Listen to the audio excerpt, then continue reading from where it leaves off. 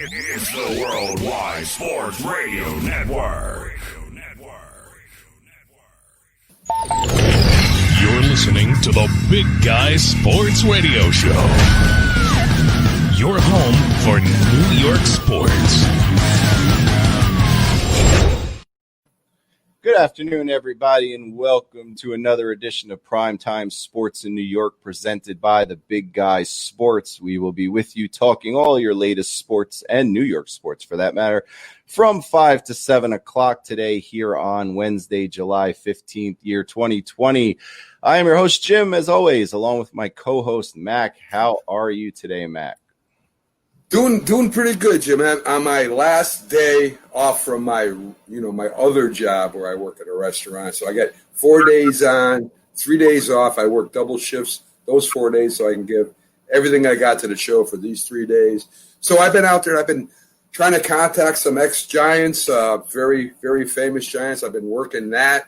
I've been getting in touch with some different outlets that maybe can get us inside, believe it or not, the Jets. I mean, I've talked to their head of social media guy out there, and the one that does the website, the yearbook, and everything. And he said he'll come on later on this month with us, and maybe we'll start cracking the Jets insider there. We'll try to get some Jets news and some Jets sports out there today for very soon for some of the Jets fans. So I got a couple connections through him, and working hard for the show. So basically, today is your last day of freedom. Yes, sir. Yes, sir. I mean, if you could call it, I think I work more hours on the show than I do. You know, it's more physical at the restaurant, but as far as mind and eyes and contacting guests and trying to contact people to support the show, I probably work a lot harder than I do at the restaurant. I definitely would agree with that. I definitely work a lot more prepping and preparing for this show than I do on my paying job. So yeah, that's 100%. That's not even really debatable, honestly. Yeah, I mean but it's fun. You get to meet. We had a great ex-Giants wide receiver on yesterday, Byron Williams, who told some stories about Lawrence Taylor and Coach Parcells and some of the Giants he played with. I mean, it's really fun. It's great to meet these guys and hear those personal stories along with their professional career in sports. Yeah, you meet a lot of good people for sure. Well, so we got to open up today with today was the deadline in the NFL for whether people are going to sign players to extensions. If they don't do it today, they just kind of got to play out whatever tag they're on or whatever. So, you know how that goes. Leonard Williams, obviously, we spoke about him yesterday. He did not sign an extension, so he's playing out his tag. But some people did get extensions done and some didn't. We could run. I want to talk a little bit about each individual today. We'll say good morning to everybody. You got Justin, Robert, Alexander. Alex is here. Doug is here, mocking all the New York teams. Thank you, Doug. Doug is back. He's one of my favorites because he's legit. Talk about the first thing, and we talked about this the other day, and we weren't really sure if this was going to get done, but I think it's a smart move. And I'd talk about this first. I mean, Derrick Henry, the Titans, he had 2 years left. They made it a 4-year deal. So if you go back to what we with $25.5 million guaranteed. So if you kind of go back to what we spoke about, it's almost like they made you and me happy. Because on one hand, You recall, you were like, well, listen, I don't know if I'd give him a 5-year deal, even though he was only 26, because you said they break down. And I was saying, well, it was better to give him the deal now, because if you give it to him now, at least the deal ends when he's 30, 31, as opposed to if he plays 2 more years, then he's playing until 33, and you don't know what happens. This deal is 4 years, which means it's only going to go till he's 30. So it's kind of middle ground. So, and I know the quarterback, Ryan Tannehill, who has signed the long-term deal, so he's going to be there for a while now. He came out publicly, the other day and said, guys, get this done. Get this done. Yeah. He's smart. He knows he plays better when he has Derrick Henry running the ball. I mean, what are your thoughts on this? 4 years, $50 million for one of the top 5 running backs in the league with only half of that guaranteed is not that bad. No, I mean, compared to the Carolina running backs contract that just kind of set the market at $16 million a year. Derrick they kind of got off a little cheap with him. As a hard runner, and I use a comparison to a John Riggins or Earl Campbell with a little bit of speed that this guy has. I mean, these guys eventually they take a lot of shots, they wear down their speed decreases. But I mean, Earl Campbell for that 9 years was probably that he would play football was probably the best running back of all time. John Riggins was unbelievable, one of the top 10 running backs of all time when he played for the Jets and the Redskins. So, I mean, you're right, Jim. I mean, here's a guy that he's still going to be young enough. He should be okay. They got a great offensive line in front of him. And as I said, I mean, I think any good running back could run really well behind this line. Tannehill, of course, is like, this is the ace in his pocket. This protects him. You give that little play action fake to Henry. The safeties have to come up to meet this guy because he's so big and strong and fast. And there you got Tannehill's one of the best long throwers in the league on play action because of Derrick Henry in that offensive line. So I think it was a good deal all the way around. Absolutely. And the price is right. I mean, you're talking about a guy who last year led the NFL in rushing with 1,540 yards.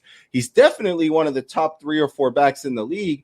And his contract comes out at $12.5 a year, which makes him the fifth highest running back in the league paid. Right. So he's behind. You want to say, okay, McCaffrey's better, Elliott's better, but he's behind Bell and David Johnson, who Henry's better than both of them. So, if you're asking me, Tennessee got a steal of a deal on this one.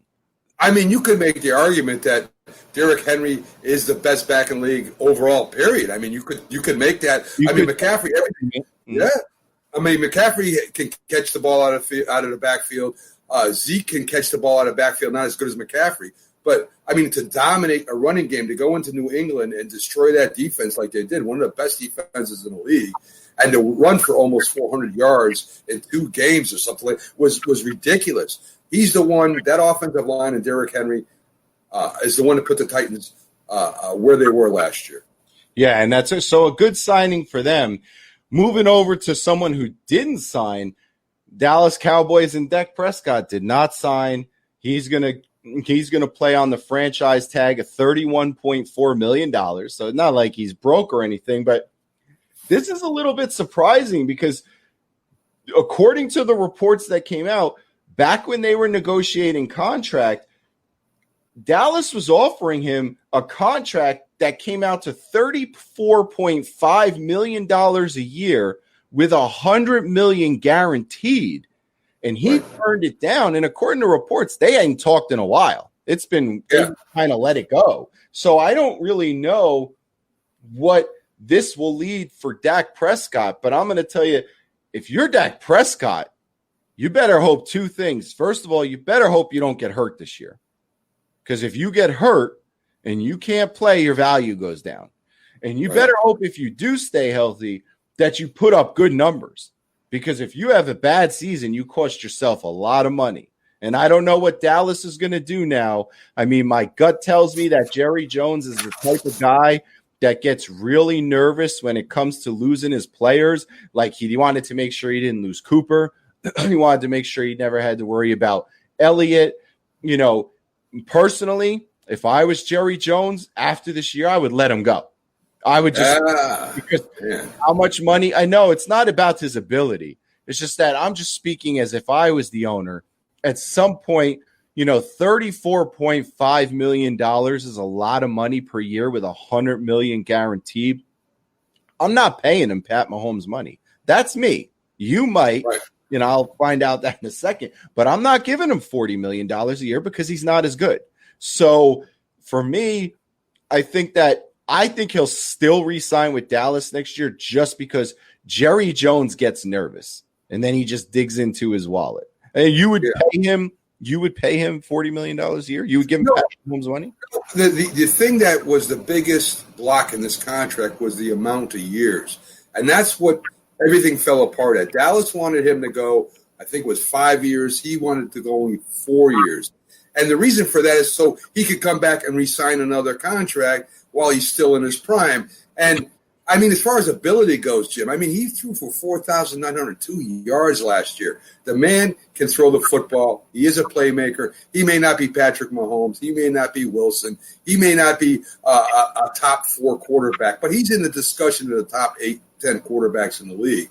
And to find somebody that good to come in and play, that can make plays, that can throw for almost 5,000 yards and make an impact on the offense is going to be hard to replace somebody like this. I think Dallas could have got away with paying him what he's making right now if they went 4 years instead of 5. And that's where the big breakdown was. And I understand Dallas wants to stretch the contract out, maybe pay him at the lower end. I think Dak and his agent are looking for the re-sign.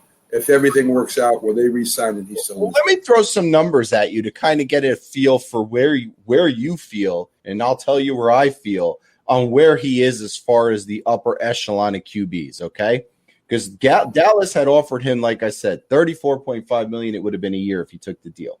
Now, right. Carson Wentz, who was taking the team to the Super Bowl until he got hurt, he was having a spectacular year. His contract gets him $32 million a year. So that's less than Dak would have got. Jared Goff, who's gone to a Super Bowl, his contract pays him $33.5 million a year. Do you think Dak Prescott is better than both of those guys? Personal opinion, yes. Yeah. I mean, personal opinion, I think, yes. Wentz didn't bring him to Super Bowl. He didn't do that. He got hurt. They were going to go anyway. Well, we don't know that for sure. We don't know that for sure, Jim. We really don't. I mean, he probably, let's say possibly, yes, but he didn't do it. Then when he became starting quarterback, and I know the Eagles had a lot of injuries and all that stuff, and he made the playoffs, and then he didn't do it. Carson Wentz is a very good quarterback. I'm not taking nothing against Carson Wentz. As far as Goff goes, he did all that when he had a pretty good running back behind him that was tearing up the league at the time. So the Rams' offense was run, play, action, pass, sort of like the Titans was last year. So Goff kind of fell off a little bit last year. He may fall off a little bit more this year if they play. I think Dak is better than Wentz as a playmaker. I think Wentz is a real good quarterback. I don't take nothing. I would love to have him as my starting quarterback if I could. But if I had a choice, I would take Dak over. You see, where I come in on this is I put him right about the same talent level as them. Like, I don't put him personally that much better than them. So for me, $34.5 million a year to me is around where he should be, because that's a little bit more than them, but still a ways down from where Mahomes is, which is where, let's not forget too, he turned this down way before Pat Mahomes signed his deal. So he didn't even know Pat Mahomes was going to get $40 million. And I can never seem to understand how the Cowboys can even sign these players looking at the cap. I mean, look in the last 16 months. The Cowboys have signed Lawrence to $105 million, Cooper to $100 million, Elliott to $90 million, Jalen Smith $64 million, and Collins, the offensive lineman, to $50 million. Where in the world do they get this money? There's a cap in football. I don't understand. Do the Cowboys not have a cap and everybody else does? Because the Giants don't have 5 players on their team worth $60 million or more. So I never can understand where the Cowboys seem to always come up with this money for these players. Well, the 49ers were excellent at this at one time way back when. They have a way of tailing off the contract. There's ways to fool with the numbers. This is money, a contract. It's not guaranteed. Some of these instances. But there's a way to play with the numbers, Jim, where you can stay underneath the cap and still sign big contracts. They were going to put Jamal Adams, and then they were going to try to sign him. I mean, how so much money? I mean, I don't understand it, but this is why agents get paid what they do. And we have seen this all season. We have seen agents make mistakes. We have seen Dalvin Cook come out and publicly say, I'm not going to play off of this, and then find out a day later that his agent didn't inform him that if he didn't play, he delays his free agency and actually just hurts himself more. We saw another player have the same issue, and you got to ask yourself, I sure hope, because these guys, they take the advice of their agent. I sure hope his agent is right on this one. Like, I really hope his agent didn't give him bad advice, because this would not be the first time, and it happens in baseball and football, where a player thinks they're worth money, and then next season they wait, and then they don't get it. And then how many times does that happen in baseball? How many times we talked about the other day? Devontae Freeman, he waited. Now he wants a multi-year deal. He's so out of his own element of what he can get that his agent dropped him. Yeah. I hope that his agent's advice was right. Well, a lot of times they get on social media so fast they don't even talk to their agent. They just express their feelings or express what they want before even talking to their agent. I mean, today, this is the way it is with social media. If there was no social media, of course, he would be calling his agent or his agent would be calling him the next day. But right away, they pop that out there. And they're not saying what exactly is true because they don't know the terms like the agent knows or whoever's representing him, whatever person's representing him. But there are players that have, Jim, in the past made a living off this. Rivas was one of them. He played under tags almost his whole career, and he got as much money as he could each year betting on his ability. There are players that are that good that they can do that. I don't know if Dak is that good at quarterback that he can make a living off that. Right. Well, not to mention the fact that you have to factor in with the cap. The cap's a different situation. And not Justin, our Ranger Justin, but Cowboys Justin is here. And I'd like to see him tell us, what does he think about the fact that Dak thought he was worth more than $34.5 million? And as a Cowboy fan, do you want to see Dak back next year, or the fact that he turned down $100 million guaranteed? Or are you just done with him? Let him go. Because the one thing about the franchise tag, though, Mac, with any player, is with the franchise tag, a big chunk of that, if not all of that, counts towards your cap. It's not flexible like the other contracts. So it's not always in the situation that you can do that. I mean, if Dak Prescott comes back next year, right, and he's, when he comes back next year, if the Cowboys need to tag him, and the tag's going to cost them now because the league dictates the tag value. If the tag's going to cost them $36 million, can they afford to have $36 million count completely towards that cap next year as opposed to being strung out? Well, I mean, it works, but it works for the team too, Jim, where they don't have to invest in big salaries. So, I mean, it works both ways. So you got this guy who's willing to play under a tag. It saves the team for signing him to a long-term contract when they're not absolutely sure if he's the guy they want around there too. They want to see him for another year or whatever it is, and that can be adjusted. I mean, there's. And in the case of Williams, there's two different caps. There was one for 16 point something, and then there was one for 18.1 million. And he was suing. He's filing agreements to get the higher cap on his contract, the 18.1. And you got to remember also Kirk Cousins. I mean, he went on. He did not sign. Washington didn't sign him to a long-term contract. He played under the cap. Ended up going to Minnesota, and he's a really, really rich man right now. Yeah, he got guaranteed money, the whole thing. Right. So it works both. I mean, it's a tool that anybody could use. It's just who uses it the best. All right. So Justin, who's a Dallas fan, says he shouldn't have taken the offer. So I guess Justin has absolutely, no problem with paying him close to Mahomes' money, even though he's not as good as Mahomes. But that's okay. Well, that's a fan, Jim. Not really. No, I mean, I've seen fans say don't pay him. I've seen. Yeah. I mean, you've seen Jets Justin come out and say the hell with Jamal Adams. I mean, fans will go against the player if they feel that the player is not putting the best interests of the team at heart. I mean, you are what you are. But go down some other names we'll talk about. So, Shaq Barrett, they had a great season with Tampa Bay last year. Yep. He signed the franchise tag, but no long-term deal. Any surprise there? I mean, Barrett finally broke out last year, so he wants to cash in as much as possible. He's, so, I mean, who knows what's going to happen to him. That's the only thing that's bad for some of these players is that I wish the NFL would put a rule in where you could only tag the guy once. Yeah, I don't know. I mean, listen, they don't have to play under the tag. And the thing about the tag is that once you're tagged as a franchise, the team can trade you. They have you can't go somewhere else. You can't test the market. Listen, no, I'm saying that right now, since they signed Barrett to the franchise tag, just like they did Williams, they are now become property of the team. If Tampa Bay wants to send him somewhere and trade him, if the team's willing to pick up that contract, they can do so. And it's the same thing with Williams with the Giants. Since he signed the tag, now the Giants can trade him for whatever they can get for him, as long as that other team. No, I understand that, but I'm saying I'd like to see them change the rules in the next CBA and say that, listen, the rule is you can tag a guy once, and if he actually comes in and plays, you can't tag him the following year. So that someone like a Shaq Barrett or someone like a Dak Prescott, it gives in a sport like football, unlike baseball, where no secret, you could get hurt and your career could be over in an instance. I mean, look at Cam Newton. Cam Newton was the MVP a few years back and signed for like pennies on the dollar. Right. Shaq Barrett, Dak Prescott, imagine if you put them in a situation where they play on the franchise tag. So first of all, they won't hold out. This rule would help everybody. You tag them.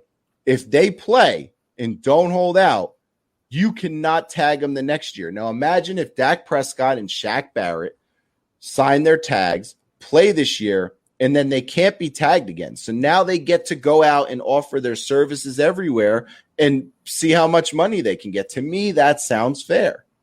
Well, what happens if they go out there and they're not going to make as much money as they thought they were going to make under that franchise tag? Suppose Dak comes back next year and they say, okay, we'll give you just for example, we're going to give you $38 to $40 million as a tag. Suppose he goes out and says, listen, I'm not doing that. He goes to another team to say, we'll sign him. In my rule, they wouldn't be able to tag him at all. I'm saying suppose they don't. Suppose that would be his offer. And then he goes out and he's not going to make as much money as he would have under the franchise tag, and no team's going to be willing to give him his contract. Then what? I never said that my rule was an automatic ticket. I'm just telling you that you see so many players are opposed to the franchise tag. This is a solution. I heard that they were going to do 2 franchise tags. I heard there's an alternate franchise tag that they were going to supposedly what I was listening to before this franchise tags now. Right. They franchise tag Dak Prescott next year again. No, what I'm talking about is 2 different players, Jim. Mm-hmm. There was talk that the league was going to try and get 2 franchise tags where they could tag franchise. They could franchise tag Dak and they could franchise tag Cooper. Now, I don't know what happened to that, but they were talking about that before the. That didn't pass. Where they can only. I don't think that passed. I think no, but they were talking about that. Yeah. The biggest mistake Dallas made. Terrible rule. Are we just going to let every NFL player? Where do the NFL players get rights? We're just going to let them all get tagged. I know what you're saying. You're saying the money on the tag is nice, but I'm telling you, it must not be that nice because every football player who gets tagged complains. So how can it be? Because if they do get injured, that may mess up their career instead of going to a team and getting, $100 million guaranteed for 3 years, no matter what happens. So I understand that to a point. But, I wouldn't mind making $35 million in 1 year. That could probably take care of me for the rest of my life. Be Dak Prescott for a minute, okay? Right. Or be the Dallas Cowboys for a minute, okay? Right. If the rule was that you can only tag a guy for 1 year, and after that, he's automatically a free agent. Unrestricted. Right. And you're talking to Dak Prescott about a contract, and you're saying, we're going to give you $34.5 million, $100 million guaranteed for 5 years. Right. Dak Prescott comes back and says, I only want 4 years, $37 million. Give you $37.4. You know that if you don't do that, he's going on the market next year. They probably give him that deal because they know that why bid with other people. Or they draft a good quarterback out of college. But Dallas is not going to be 2-14. They're not getting Clemson guy next year. I'm just saying. They go looking in free agency. They start looking in college. So and then Dak Prescott goes and signs $150 million guarantee deal with the New England Patriots, and the world goes on, and he gets paid anyway. Exactly. So, but would Zach get that? That's the question. This doesn't just protect the team, Jim. It does protect the player in a lot of instances. And like I said, Revis he wanted the franchise tag. He loved the franchise tag. He wanted the whole thing. Exactly. So, there you go. So I don't know. I don't know what the answer is to that. I'll tell you the biggest mistake Dallas made this year was signing Zeke before they signed Dak.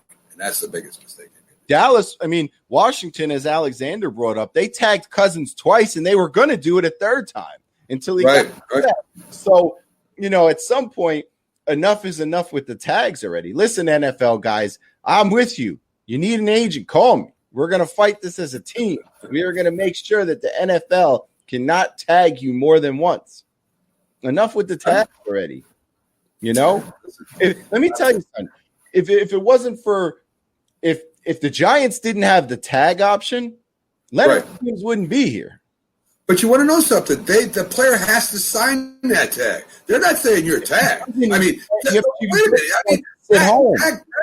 Dak Prescott could say, "Listen, I'm not being tagged this year. I'm just going to sit home." He has a choice, right? No, nobody's sitting home for $31 million, Matt. Come on. I'm trying to tell you, he does have a choice. It's not like you have to play under that tag. That's your choice. You're absolutely right. He could just say, I don't need the money, and he could go hang home and watch reruns of Golden Girls and Sanford and Son or whatever he likes to watch, and he could just do that. But I don't know many people who are going to do that. And wait for next year. I know somebody, Le'Veon Bell did it. And I'm telling you right now. He came back. He didn't get the pay he thought he was going to get. He got less money, and he looked not that great last year, which part of it is the Jets, I understand. And if Bell doesn't look good this year, he's going to be cut, and he's never going to get close to the contract even the Jets gave him. Hey, you got a bit. Hey, this is all about you, man. You're free to do whatever you want to do. I think Dak was smart taking the franchise tag and see what he does, and then he can take other offers from other teams. And there you go. Well, no, because Dallas will franchise him again because Jerry Jones is like that, so he won't even get. That's possible. That's possible. And then Dak can say, with that $35 million, I'm sitting out this year. He's not. We both know he's not going to say that. Le'Veon Bell is just in a different cloud space with his head.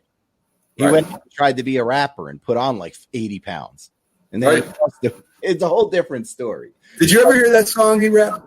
No, I mean a little bit. Terrible. I don't have time for it. I don't even like regular rap. That with people who are talented, because it's not as good as it was to the rap I grew up listening to. The rap I grew up listening to in the 80s and 90s, like Wu-Tang and stuff, that was rap. I don't know what these dudes are doing today. They got orange colored hair and they call him Tech 9 or whatever. And the dude, I don't know. I can't do it. The guy looked like a lollipop when he was singing. I can't. So it's different. So a couple other names. So Kenyon Drake, running back for the Cardinals, was slapped with the transition tag earlier this year. Reports are they're not close on a long-term deal, but the deadline they have until July 22nd. They need to find a way with Kenyon Drake to get this deal done because Kenyon Drake, they let David Johnson go. Right. Well, he's the running back. Right. That's true. But I mean, listen, they got a heck of a passing game right now. They got a lot of speed at wide receiver. They got good hands. They got a quarterback that can run with the ball, throw on the run. I mean, listen, there's a lot of running backs out there right now that they could pick up. So, when you let David Johnson go, don't you kind of feel like you committed to Drake? So pay them. Right. Listen, I agree with you, but it's a business, Jim. I mean, this is what it is. If you really believe that Drake is a top 5-10 running back, definitely sign him. If you don't believe that, there's plenty of running backs out there. Well, especially in next year. Right. Although there's one less today because Derrick Henry is now off of that list for next year. That's right. AJ Green does not sign his franchise tag yet. So there you go. You want to talk about a player that might not sign his franchise tag, you're looking at AJ Green. I mean, I don't know how I feel about this. If I'm AJ Green, I'm looking at the landscape. You got a nice new quarterback who could chuck the ball downfield. Maybe you want to play, but maybe on the flip side of it, AJ Green is pulling a Calvin Johnson and he's looking at the landscape and he's like, we're probably going to go 2-14 this year. Maybe I'll just sit this one out. But AJ Green has a long history of injuries, and I don't know if AJ Green sitting out is a smart idea because AJ Green needs to put a full season on tape so he can get paid because AJ Green's getting long in the tooth. You know what I mean? Yeah. AJ Green's getting that man's been injury prone for most of his career. I mean, he's great when he's healthy. He's great. I don't know. Maybe he takes a year off and gets really healthy instead of playing hurt all the time. I don't know. But, I mean, I don't know what team would really be anxious to sign him if he doesn't play this year. So we'll see. not at a big deal. I mean, if the reports were that Cincinnati was trying to that they were discussing a short-term deal. Right. If I'm AJ Green, you know, as much I have nothing against Joe Burrows. I mean, I think he's going to be the goods, but it's going to take some time to get talent around him. AJ Green's getting into that middle of the road here, like the crossroads. If I'm him, he probably wants to go finish it out somewhere else to try to win some games. You know what I mean? That's a good point. I mean, he knows it's going to be a while before Cincinnati's competitive. He doesn't have 4 or 5 more years to wait while they build the franchise around Joe Burrows. We talked about Kansas City got it done. Great deal for Kansas City. I mean, granted, in 2 years, it's going to be Mahomes, Jones, and a bunch of who know what's, but you know, at least 2 people are happy, right? I mean, yeah, they got a big tight end coming up for a signature there too. So, and a couple good receivers. So it depends on who they want to hold on to and who they don't. Somebody's not going to get paid. Somebody's going somewhere else. I don't know That's who. The truth. It's not going to be Chris Jones because Chris Jones got paid. One thing I was surprised about today, and I thought the Giants should have got in on him, and reports were that Jacksonville had an offer and didn't pull the trigger. Jacksonville slapped a franchise tag, which hasn't been signed yet, on Yannick Nagatu, who is so unhappy with Jacksonville that he's not interested in signing it. And I believe him. You talk about a guy that's not going to sign it. I don't think he's going to sign it. And they had an offer today on the table. Now, I don't know what the details of that offer was. They haven't come out yet. But they didn't pull the trigger. Now, I don't know what has told Jacksonville that this guy's gonna play this year. No, he's been all year. He's been wanting to get out of there. He's been talking about a bunch of teams he wants to go to. So he's very unhappy right now in Jacksonville. He's another guy that's in social media all the time. And is that the type of person when he gets unhappy that he turns to social media and starts complaining all the time? Is that who you want on your team? I think that's why he didn't get as many offers as he should have, because he's a great defensive lineman. I thought maybe the Giants would step in and try to trade for him. Why not? I don't know. Or the Jets. Why not the Jets? We talk about so every time I feel like, and we're right, we got to get more Jet love. The Jets need the defensive end just as much as the Giants. Yeah, so, no doubt. I don't know why either one of them didn't step in. You know, Tyrone says the cap's going to go up, but Tyrone, not that much. I mean, not as much to pay everybody. Kansas City can't pay everybody. They probably will pay the tight end. See, the thing about it, though, is the one good thing is Mahomes has enough talent that if the defense can be average, even if it's just average, and if they could keep the tight end, who he loves, you could plug in a lot of different wide receivers. He's a lot like Brady. Just plug in guys who have speed and can catch, and, you know, he'll be all right. You know, well, slow down on the Brady comparison. He's only been playing for 2 years. So. No, I'm saying I feel like he doesn't need to have top flight wide receivers with that arm. You know what I mean? I feel like he could get B guys. Well, Jim, there's been a lot of great quarterbacks in the history of the NFL that have been very talented but didn't have the team around them so they could win the Super Bowl. So, I mean, not that Mahomes is not a special quarterback. He's only been in the league 2 years. There's so many quarterbacks that have gone through this league with a lot of talent on average teams that haven't been able to put it together. Right now, Kansas City has one of the best overall teams in the league, period.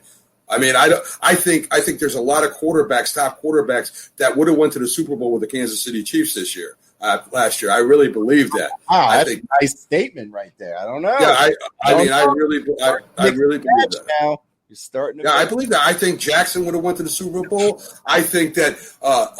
I really believe that. I think Jackson won with the Super Bowl with Kansas City. I think that Tannehill went to the Super Bowl with Kansas City. No. I think I think that Rodgers would have went to the Super Bowl with Kansas City. They have unbelievable skill positions at the wide receiver, tight end. They got a good running game, and they got one of the greatest coaches in football history. I'm telling you, there's a lot of good quarterbacks that have won with the Super Bowl. Wow, I thought you're devaluing Mahomes on the air. I don't think I'm the basically said he was replaceable by multiple people. Yes, he is. He was. You don't believe on this one. You don't believe that Watson with Houston. You don't think he could? 100%. I believe as good as Mahomes. He doesn't have the players Mahomes has. He doesn't have the coach Mahomes That's not true. He had Hopkins. He didn't have a tight end like that, Jim. He had Mahomes had 3 quality, fast wide receivers. Right, but you He also had- had Mahomes had a Super Bowl with a defense that was average. Well, I'll tell you, they picked up last year at the end of the year after Spags got a hold of their defense. That defense started playing some good ball. They weren't the Ravens' defense. No, that's for sure. But they were losing games until they upgraded their defense. They were in a 3-game losing streak last year until that defense turned it around. Of course, Mahomes was hurt too. That helped a little bit. In my opinion, like Jackson and people like that for Baltimore, they had a really good roster last year, and he couldn't get it done with them. So I don't think he could have got it done with Kansas City because Baltimore had a better defense than Kansas City. You don't think Drew Brees would have went to the Super Bowl with Kansas City's team? I don't know because it's all about scheme too. They're different. Exactly. You don't think Tom Brady could have went to the Super Bowl with the Kansas City? I don't know. I mean, because it's scheme. That's almost like saying that every good quarterback who was in the league, well, Tom Brady was tearing it up with New England, would have done the same thing. I disagree because it's all about the system. Does Drew Brees get out of the pocket and throw on the run like Mahomes? Probably not. Let's start talking about 30-year-old Drew Brees. Let's talk about 39-year-old Drew Brees. Definitely agree with that. But could Drew Brees put it in a tighter spot than maybe Mahomes could have? Maybe Mahomes It's not that I don't see your point. It's just that in all sports, I hate that argument. I agree. I hate when somebody says, "Oh, if Jacob deGrom was a Yankee, he would have won 22 games last year." I hate that argument. You don't know that. Everybody, right? There's a reason that everybody goes somewhere, and everybody's got a place in this world. And I don't know. I don't like that argument at all. So no, I don't. I don't figure and agree with that. I don't like the statement that Mahomes, is the greatest quarterback and he's the only one that could have done that, because that is also that's unproven, and that I disagree with too. No, all I'm simply saying is that Mahomes currently, in my opinion, is the best quarterback in football right now. I don't care about 3 years ago when Tom Brady was. I'm talking about right now. Well, as of last year, we'll see what happens. Well, that's right now. Just right. Champion until I get knocked over. We'll have the conversation again in 6 months and see if we still feel the same. Hopefully, that's right. Well, I got some other. Well, we'll stick on football for a little bit before we switch to baseball and the DeGrom scare and the Yankee notes. We got a couple other things. So we talked about. Did you see the story about Kenny Stills getting arrested? Yes. So supposedly, Kenny Stills was out protesting, and it got a little bit out of control. And, with intimidation and yelling at cops. Let me explain this to you, people. Everybody's looking on the news, and they see that in some places people are cursing and yelling and stuff. But when you cross a line, what you're not seeing on video is then they step in. And according to everything going on, the people he was with that were protesting were given the option to stop and leave. And they chose not to. So I really hope they drop the hammer on this guy, because I don't support anyone who goes out on the street and harasses good officers, because not all cops are bad cops. So I hope that they, hit them with the book, because nobody should go out trying to intimidate cops that you don't even know if they're bad. You know what I mean? So I don't know. He's booked in local time. He's charged with, it's a felony too, by the way. He got charged with a felony. They were participating in this thing at the Attorney General's house in Kentucky. I mean, that's one of the head guys in the legal system there. So that's where they were. That's where they were at when this happened. So I mean, that's strike one against you, man. You're going to the head lawyer of the state. And they still weren't going to arrest him. It was when they started to try to intimidate the police in the house and the police and make threats. That's across the line. And you know something, Jim, and I know that with today's climate that everything is how do I want to say it, that it's explosive, it's combustible. But there's a lot of people that are doing the right thing. They're protesting peacefully. They're doing their thing. They're trying to send a message. You have guys though in there, like anywhere, like in a group of your friends, that's the guy that wants to start something. He's the one that always wants some action going. And there's more so in a big group like that. And what I didn't agree with afterwards, especially, is when he tweeted out sports are a distraction from the movement. And, You know something? See that tweet? Yeah, I mean, that was tweeted right after that. Listen, sports can help movements. Sports are a place where people, first of all, people go there because they want to get away from life for a little bit. That's what they want to do. But there are famous athletes, from Muhammad Ali to Bill Russell to a lot of athletes that have gone out there and they participate in things even when they're playing, believe it or not. So when they got a week off or a day off or a practice off, they go into the community, they support the community, they get involved. Well, there's a simple solution to this, like you brought up with the franchise tag. If Kenny Stills feels that sports are a distraction from what's going on, sit out. Don't play. Nobody's forcing you to play. In fact, we're going to bring this up in a minute. As far as I understand, the NFLPA is working on an agreement with football allowing players, if they don't want to play, to sit out. So if you feel that the movement is more important or is going to distract from football, is going to distract, take the year off and go do your cause. Right. Like I've said, and I've said this a million times, you hit it right on the head. There are a great deal of protesters doing stuff the right way.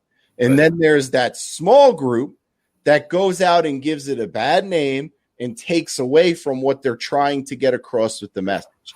And those Kenny Stills crossed over for a moment with a group into the bad group. And you got to stay out of that. That's not how you get justice. Nobody has forgot about everything, but this is not how the justice system works. I'm sorry, Alexander, it's not. Someone gets killed, right or wrong. You just don't go tear crap up until you get what you want. That's like a child throwing a fit. Like, I'm going to go and break stuff until I get, what are you, at 9? I mean, that's not how it works. I mean, they will do it when they can do it. I mean, how many times in the justice system have people, and I don't want to get too political, but we're on it, so I'm going to mention it. How many times in the justice system have the police rushed to judgment on somebody of color and arrested them and charged them with a crime only to find out that later they didn't do it? That's terrible, right? So you can't ask them to go and do that now anytime someone's unhappy. You want change. That's change. You got to do the due process. Now, Kenny Stills, he's not going to go to jail for this. No, hell no. He's not going to go to jail. I mean, I know he got charged with a felony, but that's just the court systems trying to blow smoke to kind of make people nervous about what happens if you cross the line. Just like I don't think that you should, pour over signs. You know what I mean? And be charged with a hate crime. So he's not going to get charged with a felony. I haven't seen a video on this. Have you seen a video? No. So I haven't seen a video on it. So I don't really know what crossed the line.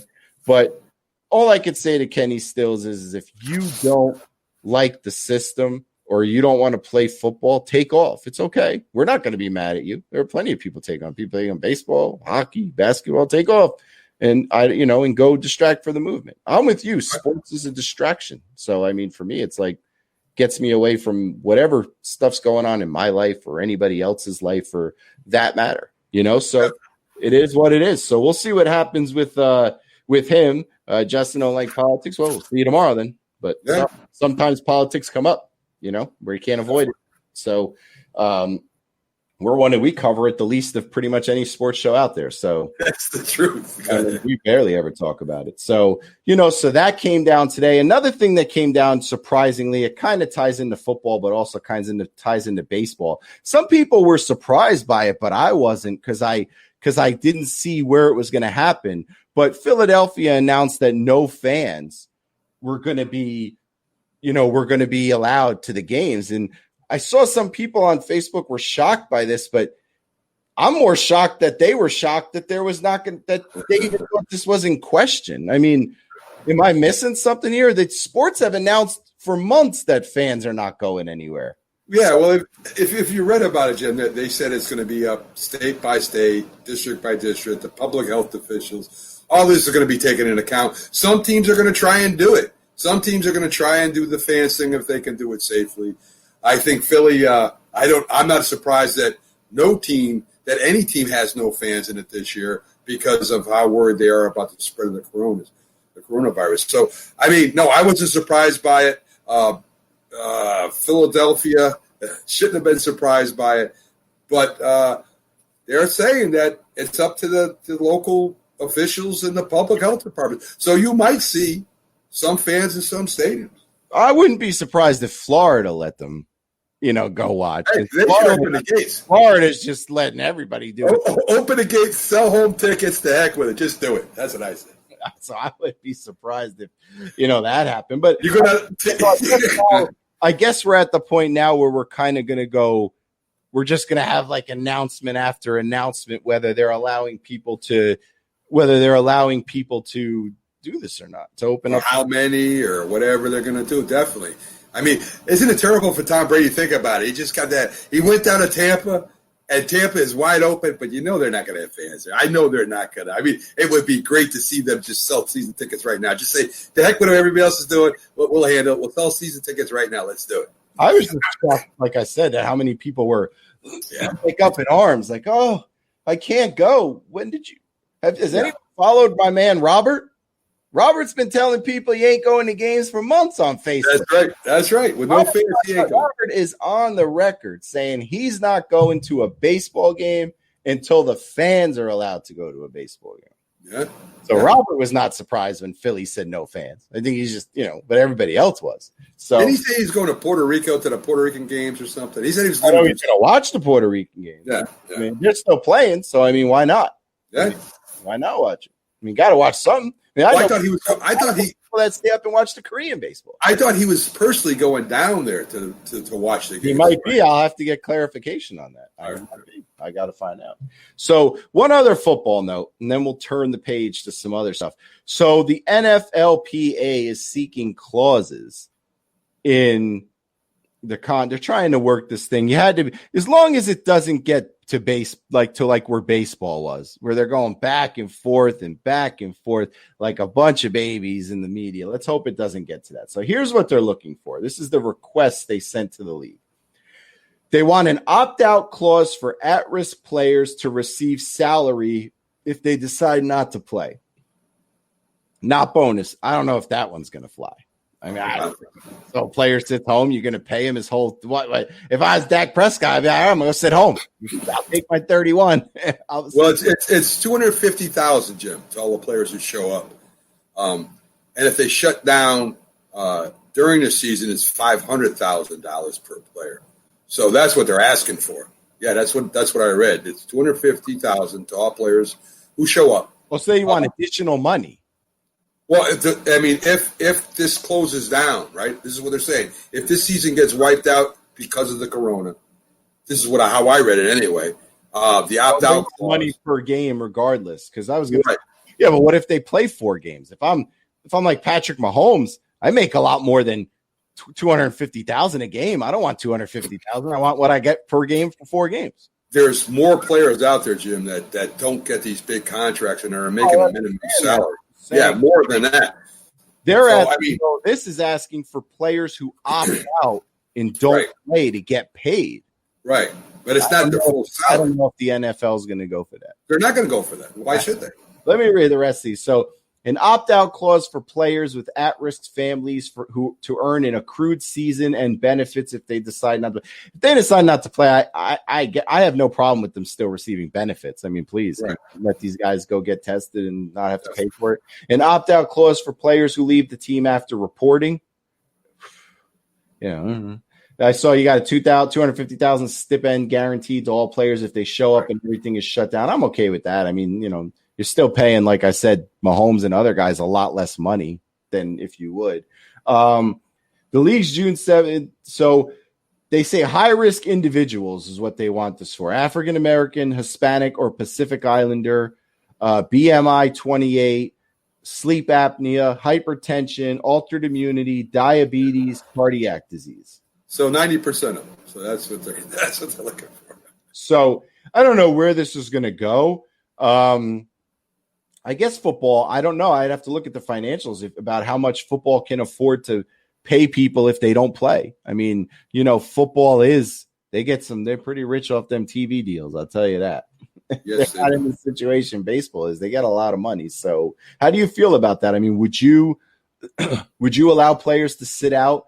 And this, because the 250 thing is if the season gets shut down, but they want something in there that says that the players will receive their salary if they choose not to play because their family's at risk. So what I want to know is where you sit on that. Like if Dak Prescott, because we've mentioned his name so much, said, I don't want to play this year because my family's at risk. Should he get his $31.5 million? Of course not. Of course not. You're being paid for working. You know, I know I wouldn't, if I stayed home and said I'm not working because of the corona, I would get whatever the percentage of my paycheck. No, if you walk away, you'd get zero. You only get it if they let you go. I'm just saying that if there was a clause with the coronavirus because people were getting laid off, well, you could get unemployment.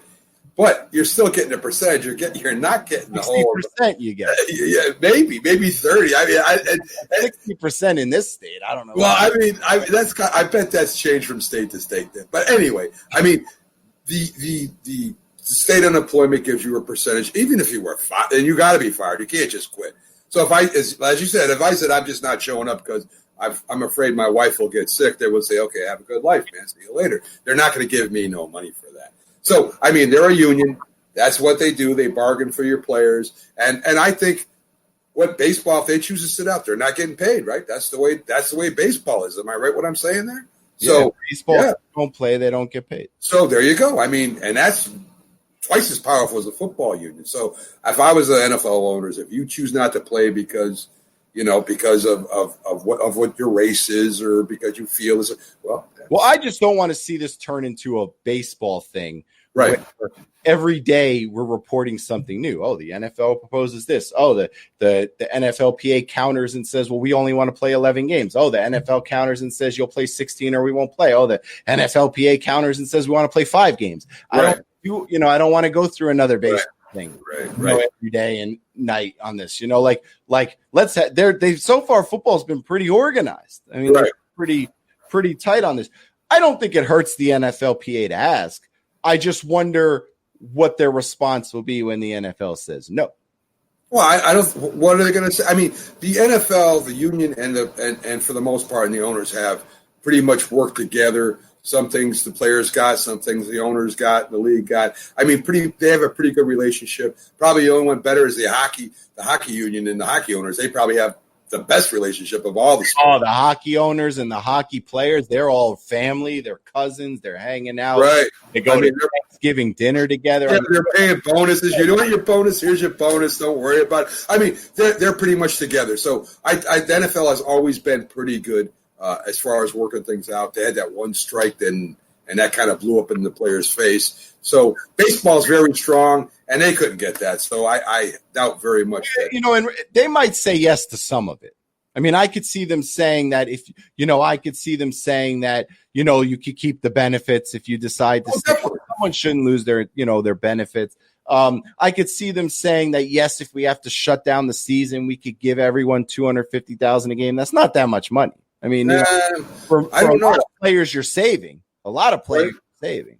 I don't know, Jim. If you're not playing, you should. Number one, I was in the Teamsters for a few years. They have funds when you go on strike and everything that they're supposed to have put away for you, where you can live on striking and stuff like that. I don't know how they work with the NFL and stuff like that, but I mean, if you don't do your job, I'm sorry, I don't think you should get paid, and unless there's something that's off the hook that's written in your contract. You were in the Teamsters? Yes. What'd you do at Hoffa? What did we do at Hoffa? Check underneath the field in Jersey. You saw that last movie they made about him on Netflix. You see The Irishman? Yes. I feel like that's exactly what happened because it came from a guy who said he did it, and it just makes sense to me because they've never been able to find the body. So putting him in burning the body, like as you do with a corpse when they pass away, that makes a lot of sense to me. That'd explain a lot. Yeah. Explain a lot. Because don't forget, the Giant Stadium is gone. So yes, it is. Didn't they look when they took it down? I think they did. I don't know, Jim. And that's swampland. What would happen to a body if you put it in that wet? Find the skull eventually. I mean, I would think so. That's a lot of property below. They never find that body. So I just want to know if you were involved. I don't know nothing. All right, so let's go to basketball before we go to baseball, because I only have like one thing to bring up. So the Knicks had a second interview with Jason Kidd. They came away very impressed. Yeah. But reports say Thibodeau is still the favorite. Right. I didn't give you as a suffering Knicks fan that I am. Right. I honestly want to sit here and say that I feel like I should root for one of the coaches over the other, but I don't really think it matters. Like, the roster is so bad right now that this all comes down to, can you 2 years from now, or 2021, when you can afford 2 max free agents again, can you finally convince 2 max free agents to come here? Because the roster's not good. Now, I'm going to say something I know means nothing to you, but the roster is so bad that I played a complete season with the roster on video game NBA 2K. Hear me out on this, okay? Good. And I went 20-62. I can't even win with them on a video game without manipulating the roster, which I didn't do because I wanted to be realistic. The roster is bad. And I don't know. I don't want to hire.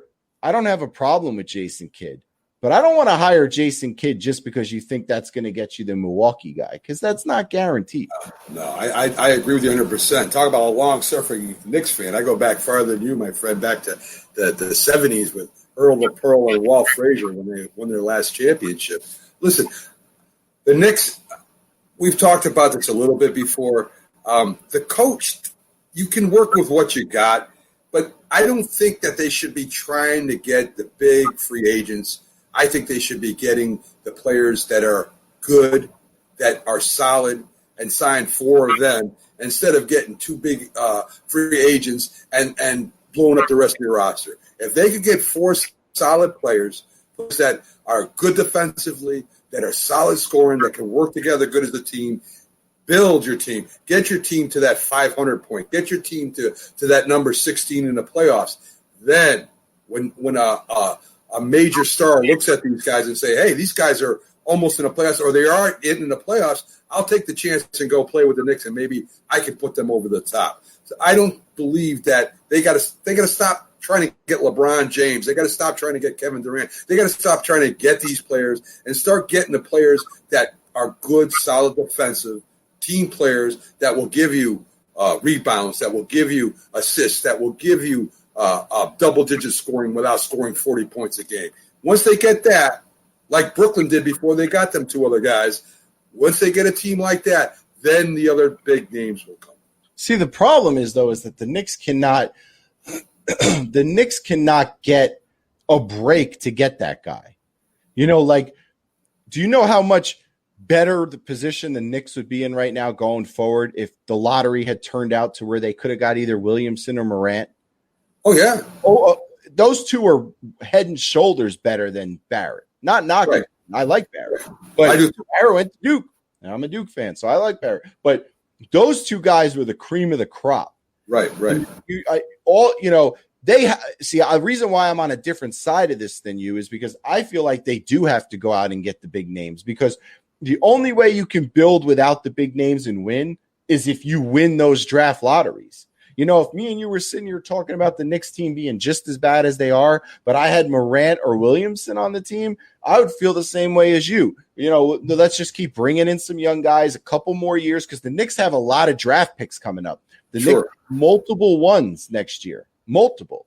And then they have multiple ones a couple years after that. The Knicks have like 7 ones in the next 4 years. So they can build, they can do it, but they have to get lucky in the lottery. They can't be going into the lottery and then pick. Jim, they've been having top draft picks for how long now, and it still hasn't happened. Not top. All I'm saying, Jim, is they got some good veteran, 3rd, even 4th players on teams right now that aren't Zion. The Pelicans had a good team. Don't think the Pelicans were garbage before he got there. They still had a decent team. They were a playoff contender, but they were better than the Knicks by far. I mean, this was a team that needed a couple guys, and they got that big draft pick. I don't care if if they can invest in 4 veterans instead of two big names, if they can get 4 or 5 veterans for the same price that they can mold into a team, then maybe eventually you get that big guy, and you got the draft picks coming up. So I don't believe that if you go and get a LeBron James and something like that with a bad team, he's not going to have it anyway. You're going to have to bring other people in anyway. If you get a big guy anyway, he's not going to be happy with the team they got right now. Right. I'm saying that those draft picks, for that to work, for what you're proposing to work, right? One of those draft picks, one of those lottery picks, has to get us the first or second pick in the draft. We have to get some luck in the balls. Definitely. Because if the next couple of years, all our picks, like the 2 picks they have this year coming up in the draft, one will be lottery, the other one's going to be a little bit later. If the lottery pick, if we're projected to go, say, to have a shot at second or third or whatever it turns out to be, and we get 6th or 7th, again, it's a loss. It's a loss. Yeah. You need a player. I mean, that's what I'm saying, Jim. Don't depend on that luck. I mean, imagine if you had 4 players with the capability of R.J. Barrett. With that capability. That's not good enough. He's so far behind Morant and Williamson in talent.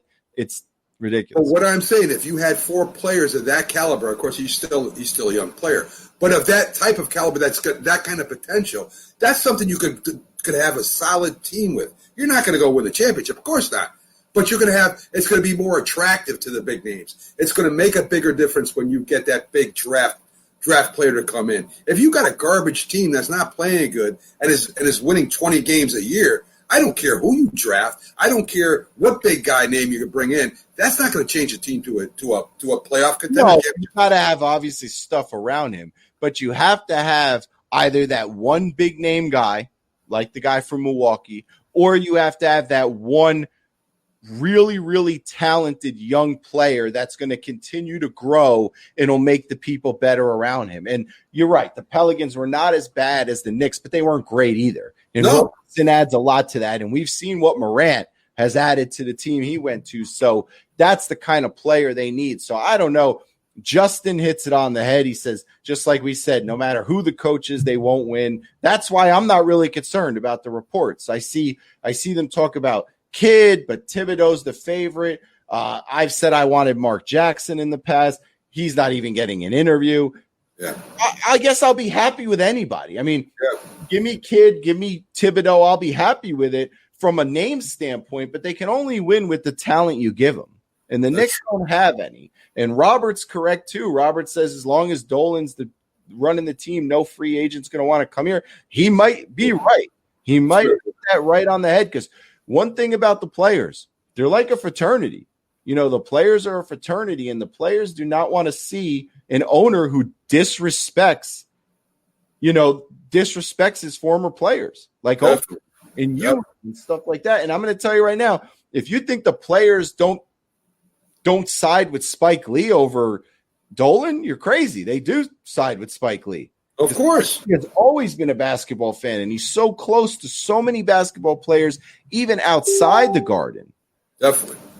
You know? So, I mean, that matters to these players. So Robert hit it right on the head. Why would a top-name free agent want to come here when usually these guys hit the market?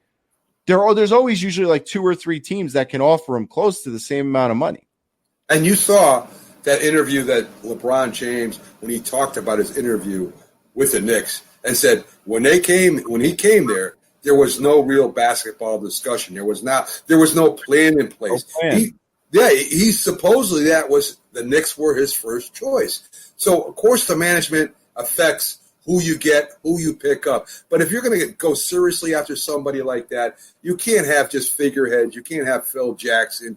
You know, you can't have these guys that are just figureheads. You have to get a young, aggressive a manager. And I don't know if Leon Ross is the answer, the new team president. I don't know. We'll find out. But you need somebody that knows what they're doing, how to talk to players, how to bring them in, how to bring in the free agents, and what their plan is with the team.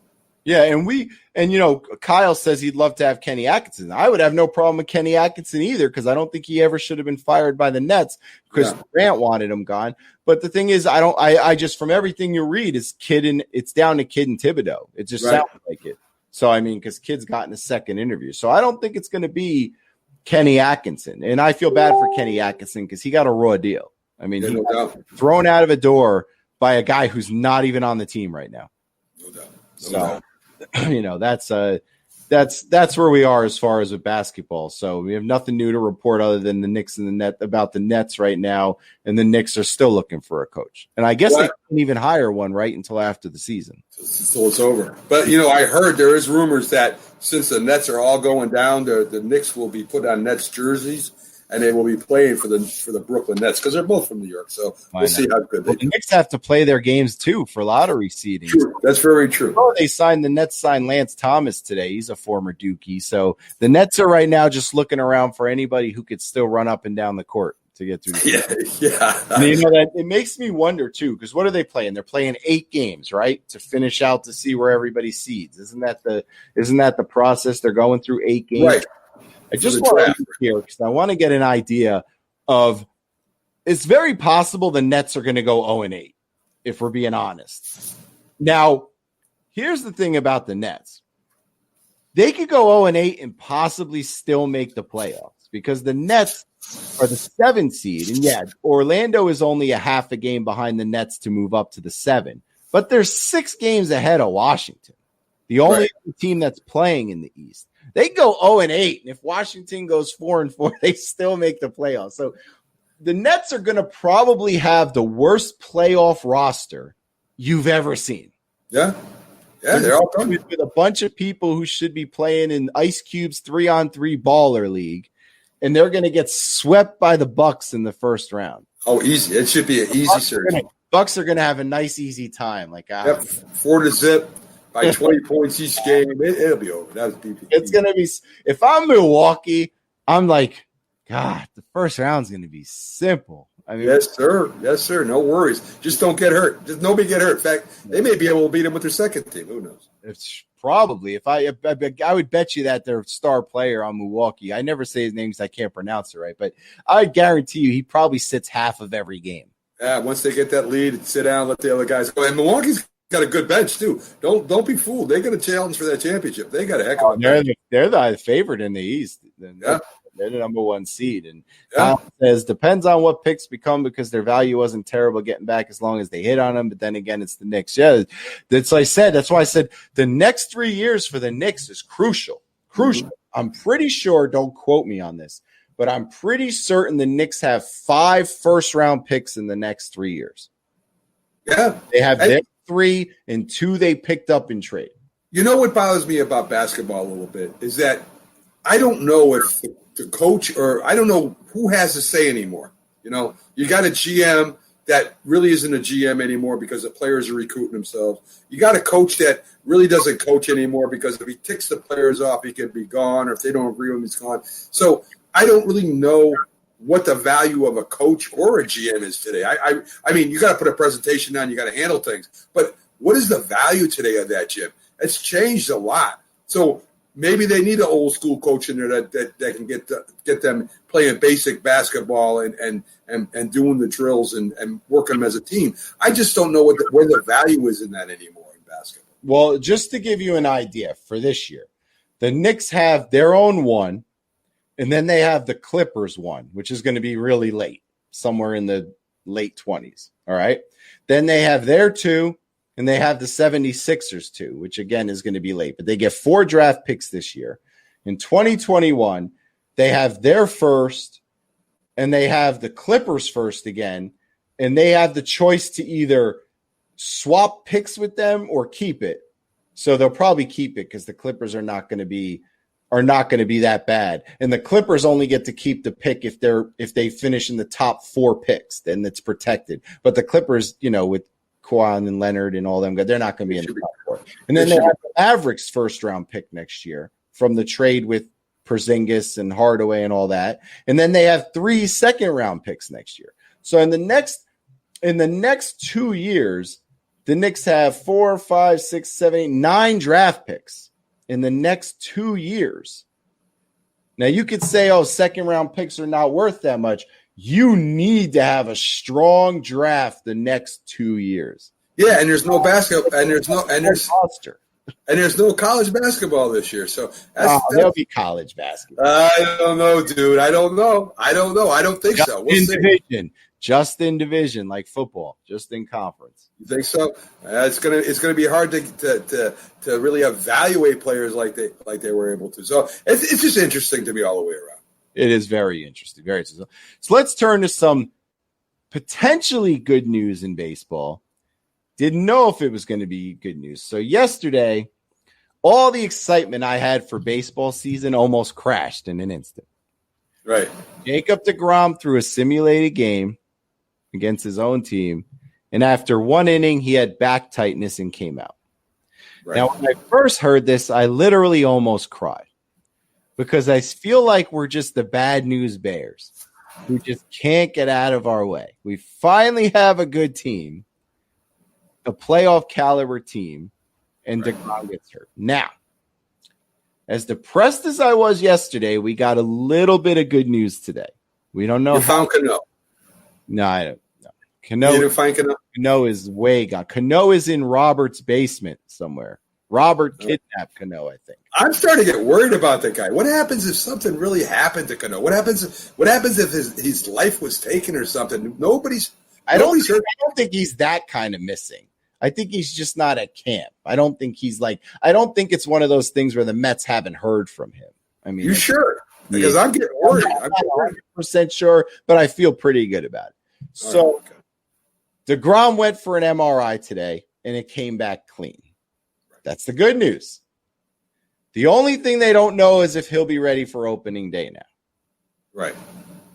He might have to pitch game 2 or game 3 or game 4 or whatever, which I guess if he only misses a day, he's still pitching every 5th day. As long as he gets in those first 4 games, he's normally there. Oh, Justin's saying Cano was there today, so I haven't seen I mean, I put out a Where's Waldo APB on, and nobody. Yes, I mean, I was actually looking. I was going up and down the street, and I was checking to see if he was anywhere around. I'm surprised that's not breaking news that Cano showed up to camp. Can you confirm that, Justin? Can you tell me where you heard this from? Like what site, so I can go read it. But DeGrom, what worries me about this is this. The MRI comes back clean, but I'm one of those people who believe that you don't get pain just for nothing. So what is wrong with his back? And the back is the hardest thing for people to figure out. I mean, muscles are crazy in the back. The tendons are crazy in the back. I mean, it's so hard. When you get a bad back, Jim, it can linger on for so long. I mean, you got to be if he starts his 2nd, 3rd, 4th game, you got to be happy. I mean, you still got to be happy because if it's that bad that they pulled him, and of course they're going to be cautious with him right now. That's your ace. So anything that bothers them, they're gonna pull him out and see what's up with him. So the MRI came back good. It's nothing to do with his spine. Nothing to do with any. They would have known that. So it's got to be a muscle. But I'm telling you, if you have a bad back, I don't know if you've ever had one. Especially as a pitcher, I have a bad back. That's why I'm a big guy. That's what Peanuts does. It gives you a. I mean, I've been hurt playing ball before with a bad back, and it took. I had hurt all year. I had to put up with it, and of course, you're not 100%. And as you say, pitching the back, the hips, all that stuff is very important. It's a good thing it's not the spine. If it was a spine, you'd be. The only good news is that there's just day to day.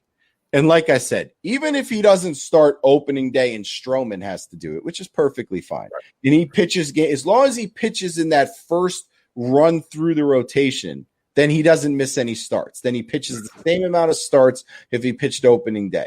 I start to get concerned if he gets 2 less starts because he misses a couple weeks. I know pretty certain he's not going to pitch now against the inter-squad game against the Yankees.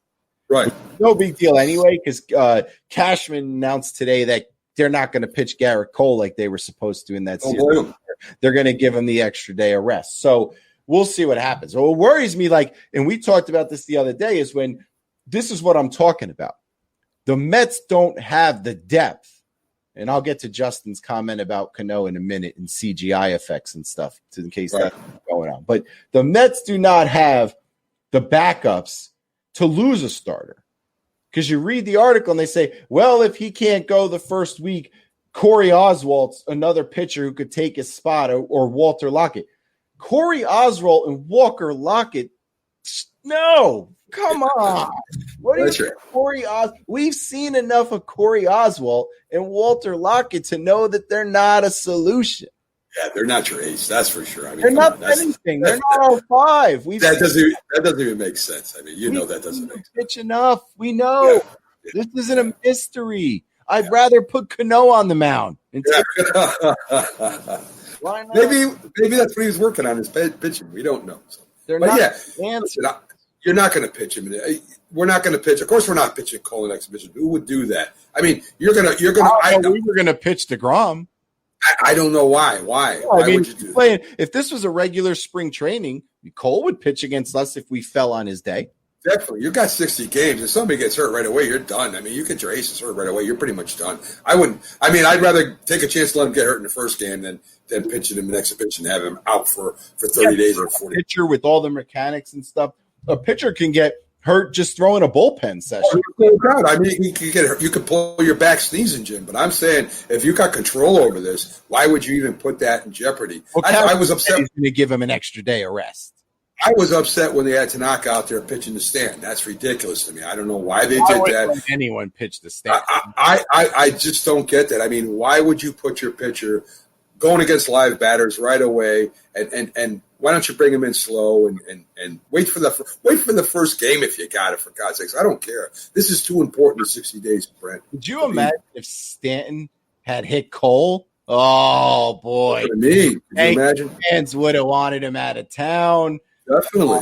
It would have been brutal. I wouldn't Oh, my even God. be able to look on Facebook. They would have been tearing him up. Oh, no doubt. It says to me that there are videos of Cano at camp yesterday, which I did not see were on the internet. So I have to ask Justin, are we absolutely positive that Martin Scorsese didn't shoot these videos? There's no CGI involved? Yeah, man. I mean, they do have they do have body doubles. They really do. I've seen it a lot. So, I mean, I haven't seen nothing on it either, and I follow it pretty well. So, does anyone know where he was?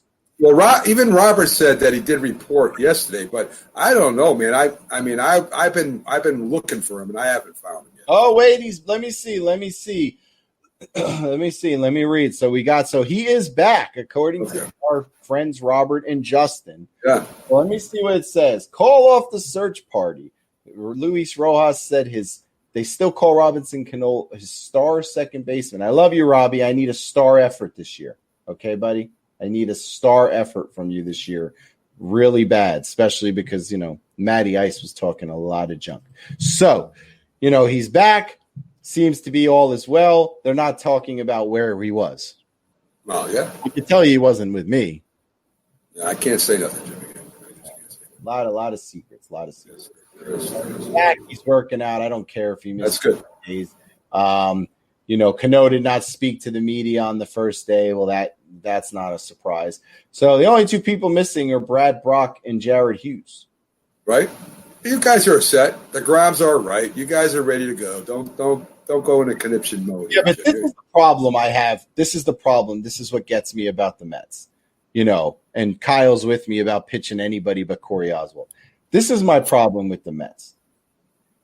Brad Bach and Jared Hughes are two people in a position to both be in the bullpen this year. Right? Start. I can promise you, this is the difference between the Yankees and the Mets, and this is what frustrates me as being a Met fan. I promise you that if two Yankee relievers were missing right now or not in camp, Brian Cashman would not only know where they are, he would know when they're coming back. Right. He would tell you we expect to have them back at the end of the week, or he would say something like, oh, they might be back. They'll either be back Saturday or Sunday. Right. Why is it the Mets have no idea when Brock and Hughes are coming to camp?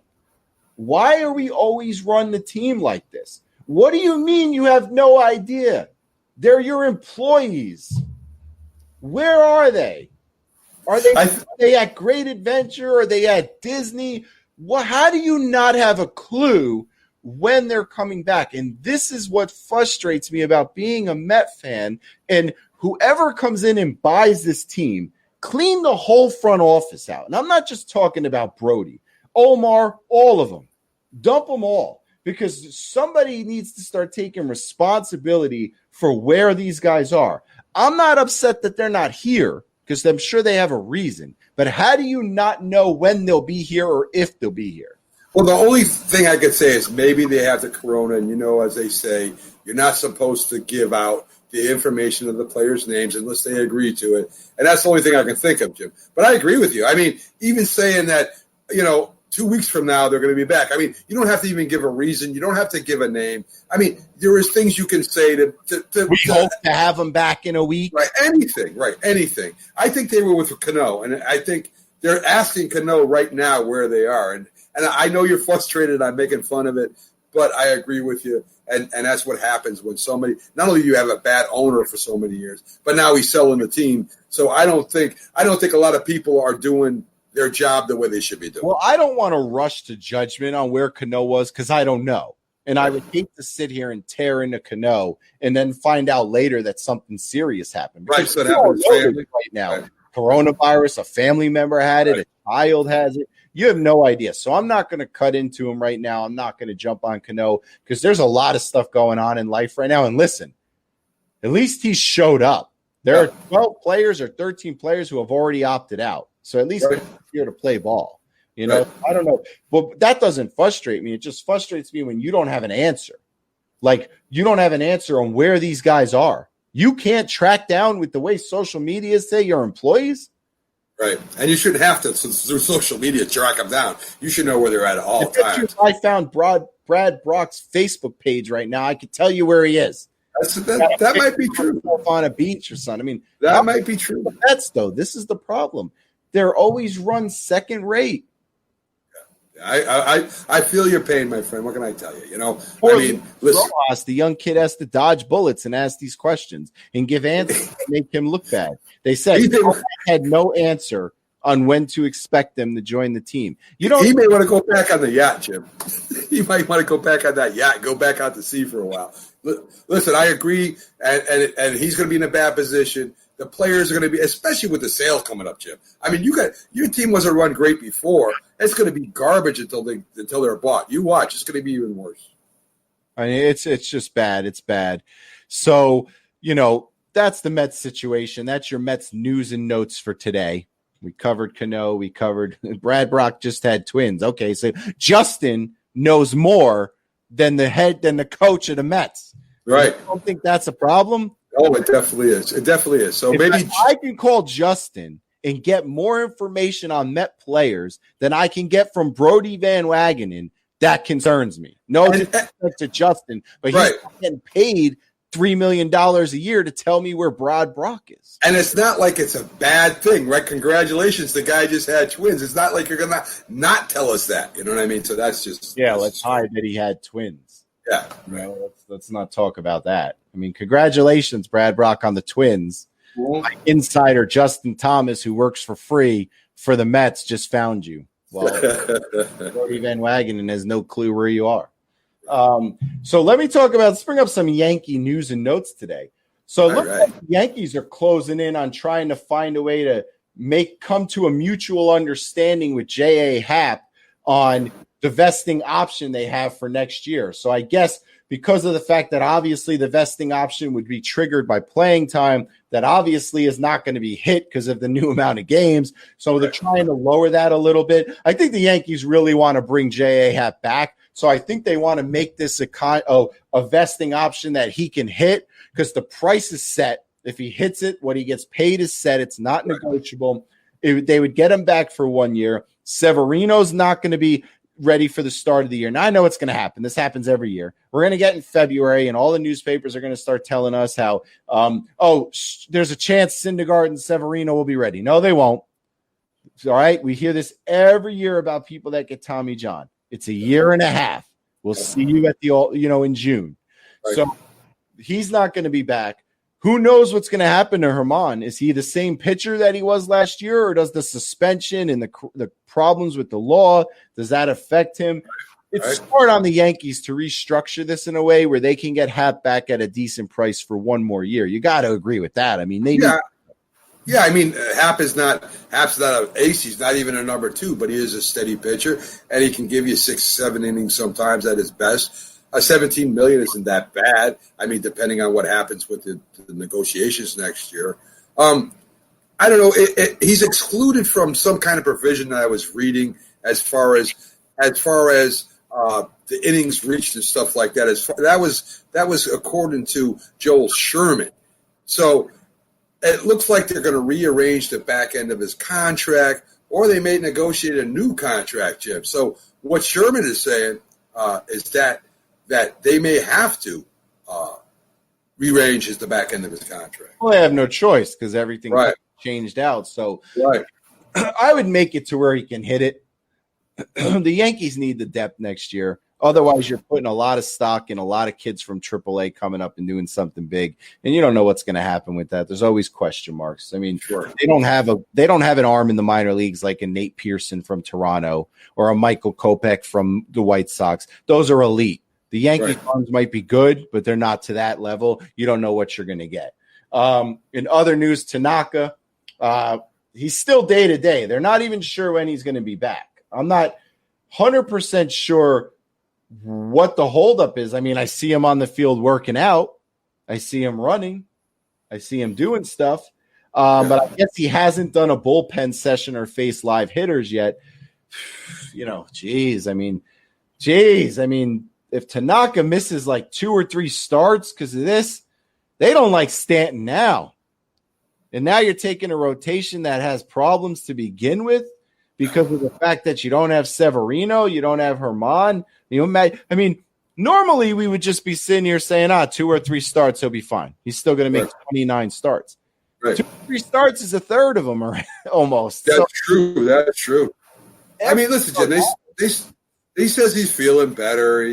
They're doing light workouts, so they're going to be careful with him. Of course, he's the number 2 right now in our rotation, so they're going to be careful with him. They got time.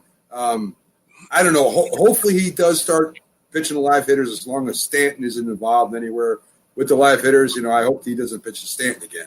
But I mean, I don't think anyone should pitch to Stanton anymore. So I mean, listen, Tanaka will be fine. I think it's a mild concussion. I don't see that preventing him from starting the year. So. Well, the one thing they're saying they're thinking about doing is and this would make perfect sense, is, you know, as long as he's in your rotation, it doesn't matter right now where he starts. And with the day off, they don't need a 5th starter until the Yankees play on the 23rd. With the day they're off on the 24th. So one of their 7 days off come right after the 23rd. Right. And then they don't need a 5th starter until July 28th. So they're trying to see if they're optimistic that they could probably get him in there as the number 5 on the time through. So he'll just be the number 5 all season, basically. Well, I remember when teams used to use a 4-man rotation anyway. So, I mean, the 5-man rotation is not that's the way it's been all the time. There used to be a 4-man rotation, and you could still use a 4-man rotation today as long as you got the good bullpen. So I'm not really worried about it, Jim. You know well, there also used to be a time when, you know, pitchers didn't get taken out after 95 pitches. So, I mean, that's the truth. A lot of things have changed. That's true, but still. I mean, these guys used to go. There used to be starting pitchers who went out through 150 pitches. Kate took 1 day off and came out again. So that's the truth. That's the truth. And I mean, you know, I don't know if I agree with all the pitch counts and all that stuff now, anyway. But it is what it is. And I'm not worried about Kanaka right now. I think we got a good bullpen. 4 games, a rotation for a little while. If he can't start, is not going to hurt us. So. I'm pretty optimistic about Tanaka.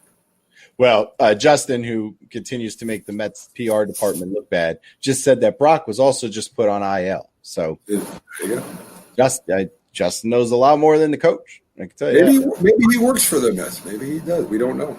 No, I think by now he would have came forward to contribute as an insider now. Don't you think so? I don't know. I think Justin seems pretty laid back and quiet, and he just throws things out there, and we'll see what happens with Justin. Right. I think he could have a heck of a job with the Mets right now. That's for sure.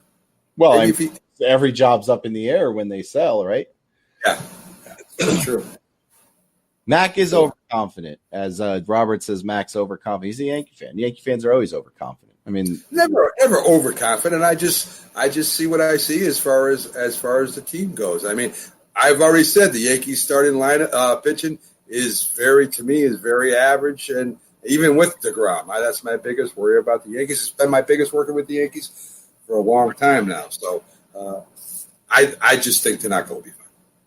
I think Tanaka will be. I think though, if he doesn't start the second game, it's the same thing I said with DeGrom. As long as you're in that first five, it's all good. If you're in that 5-man rotation, it's all good. Some other sports news in the baseball world I want to talk to you about. Yasiel Puig signed with the Braves. Yeah, I heard that. Okay, so only thing Puig has to do this year is not attack anyone because it's an automatic.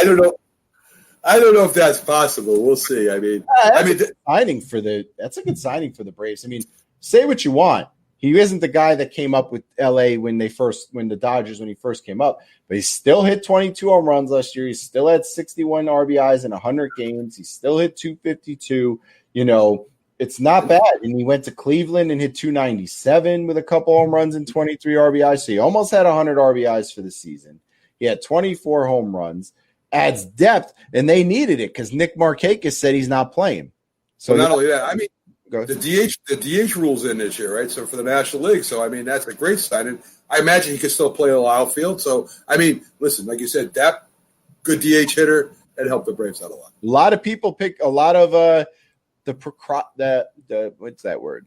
A lot of people on other sports sites have said that they feel that the Braves are the team to beat in the East, and they could be. The Braves are really talented. The Braves also announced that opening day against the Mets, they're pitching Mike Soroka, who will be the youngest starting pitcher to ever make an opening day start.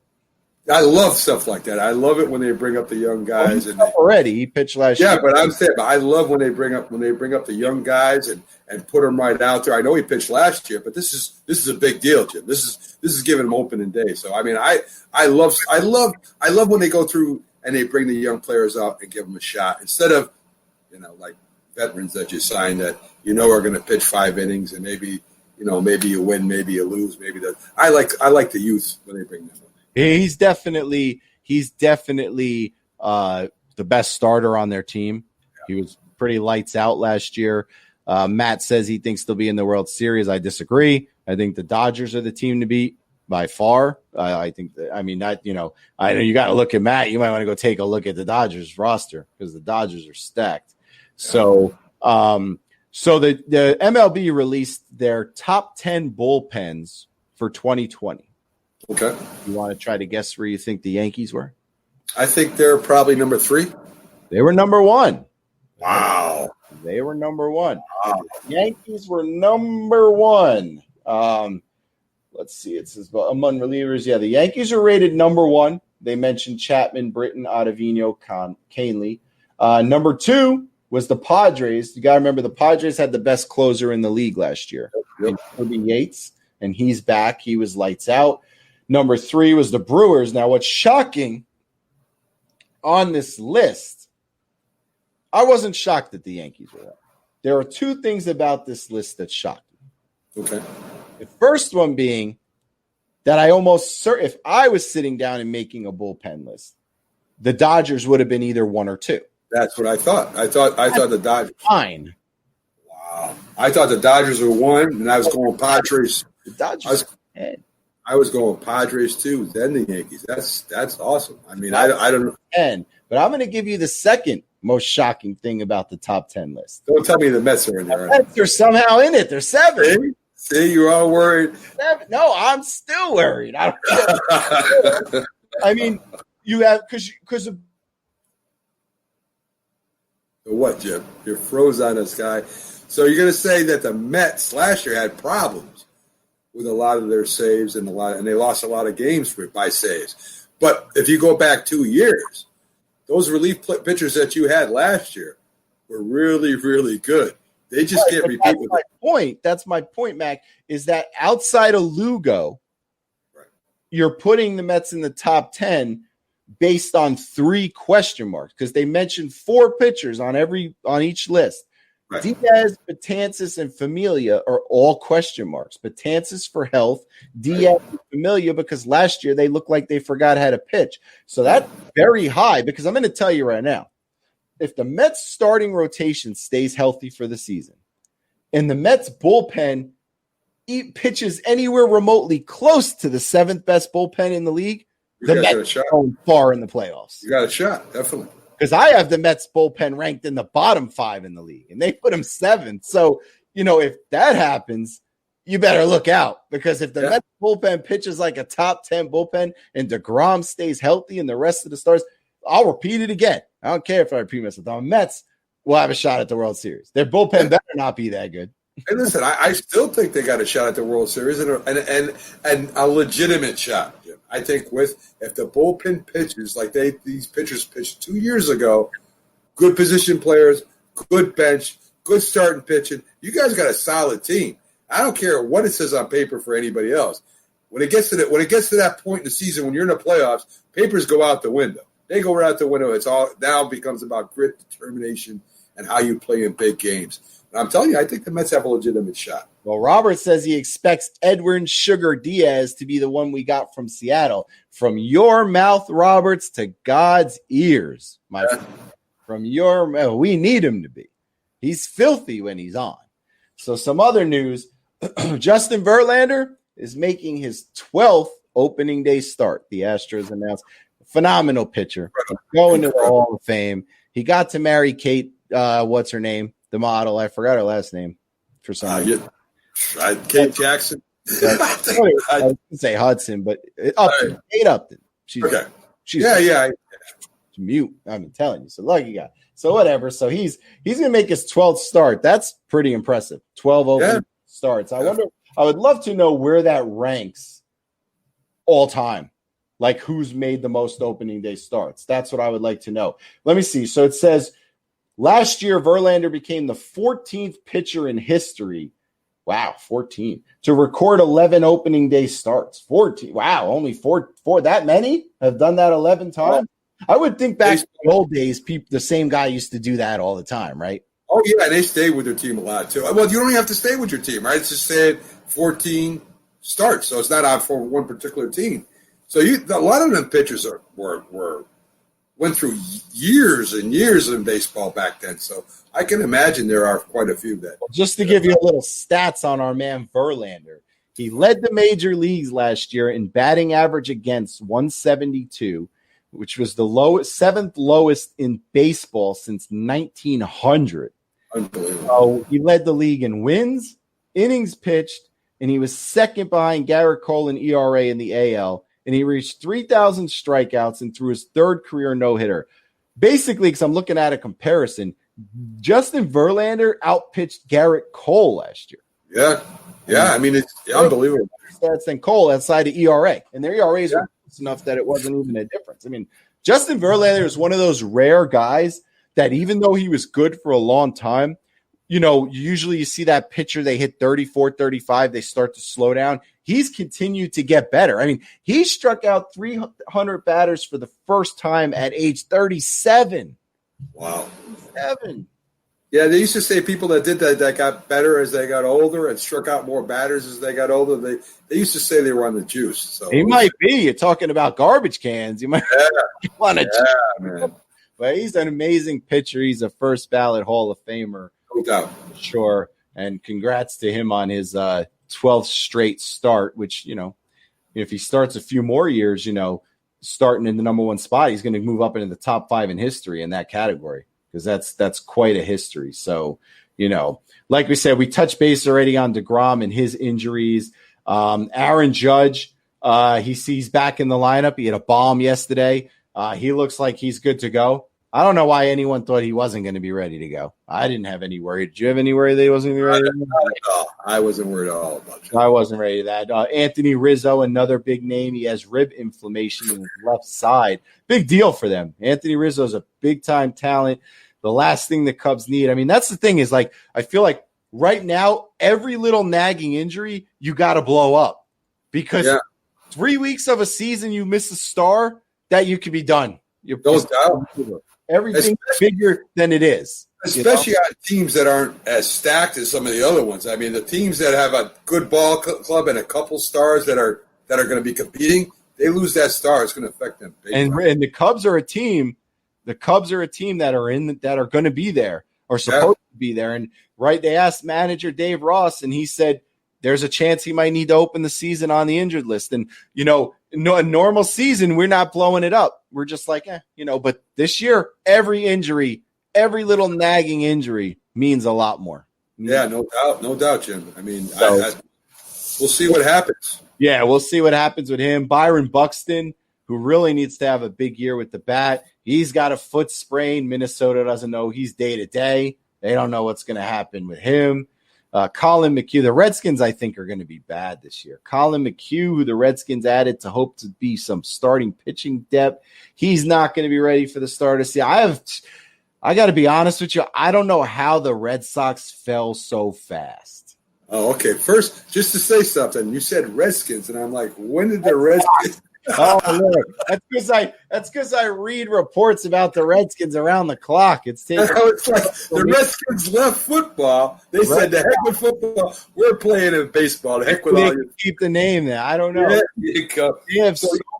All I see on social media all day is pictures of what's going on in Washington. I know. Completely lost track. But I wasn't sure if you went to Cincinnati Reds or the Red Sox. The Red Sox. Like, can someone explain to me why they moved Mookie Betts and then they're just falling apart? I'm telling you, don't be surprised if the Red Sox finish fourth in the AL East this year, because they're not as good as the Yankees.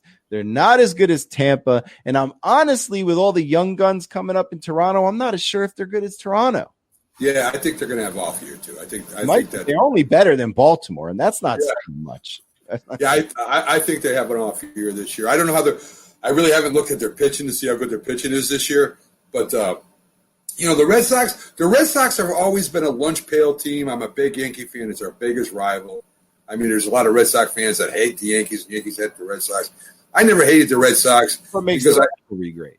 Yeah. I always thought that they were a lunch bucket team and that they came there and they always played hard. You know what I mean? They always played hard. They had stars too. Don't get me wrong, but I mean, they were not. I don't know, Yastrzemski, Fisk, all the way up to to Pedro Martinez and that bunch they had there. They were always seemed to have fun, always seemed to enjoy playing the game, and they always played the game hard. But I don't know about this year, Jim. I haven't looked at their pitching, and that may be the only thing they have going for them this year. But I don't think they're going to be doing that well this year. What do you think about – I want to switch back to football for a minute, if that's okay. What do you think about this development in Buffalo? So Buffalo had a sponsorship agreement for their stadium with a New Era Cap Company. And then the New Era Cap Company, everybody knows them if you wear hats, they've asked to get out of that contract. And they're negotiating right now to let them out. So, New Era is founded in 1920 in Buffalo. Right. It has remained as the brand has grown into the billion-dollar business. They've been an exclusive provider for all the sports teams. They came under fire last week when he said he would no longer when County Executive Mark Palance said he'd no longer call the Bills Stadium by name after the company decided to lay off 117 people, nearly 1/3 of its Buffalo workforce. What do you think about that? So it was the government official that started this whole thing because he laid off people? Is that what that's all about? No, according to this, I'm guessing that 117 people were laid off from New Era, which is a company in Buffalo. And because of that, the Erie County executive said that they would no longer call the stadium, which I guess he has control over this, by the name of the company. So now they're in ties. So again, this official that because the company laid off people turns around and says, we're not going to call you by that name. I mean, what does it have to do with the Buffalo Bills ownership or management? This is what he says. The government official said their name should no longer be on the stadium if they're going to continue to lay off our employees and say sorry. So he's speaking for Buffalo. I'd rather see the stadium called Veterans Stadium than New Era. I won't even use that name. I'll still call it Ralph Wilson Stadium. I'm a little disappointed in the way New Era has treated our community. That company would not exist without the hard work of the people in this community. Wow. So what do the Buffalo Bills fans feel about that?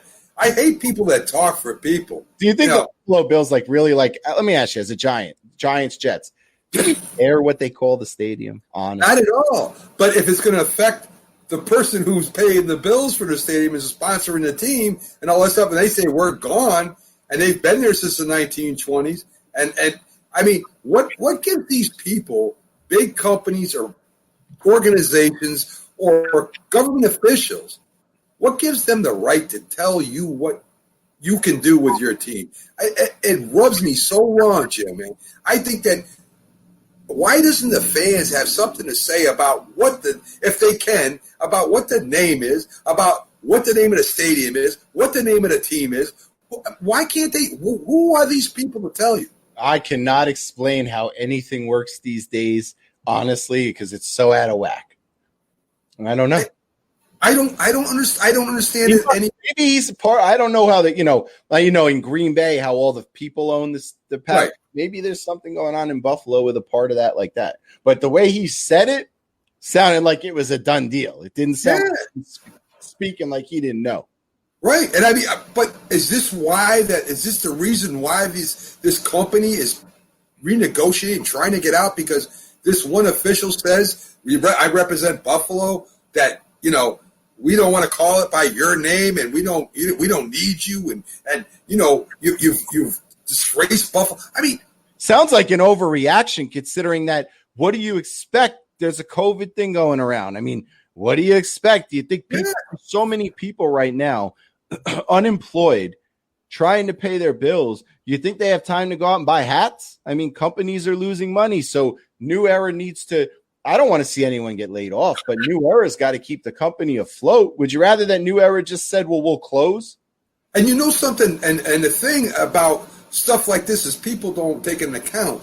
It's not just the business itself. It's the businesses they're dealing with, the people that provide the material, that provide the machines, that provide – all these businesses are hurting. My sister works for a big company, and it's not the company that's going under – it's the other companies they're dependent on to stock them, to bring them products. And they're having hard times, so they can't pay their bills. They can't make money, and they're laying off their own employees. It has nothing to do with her company. It has to do with all the companies that are involved with it.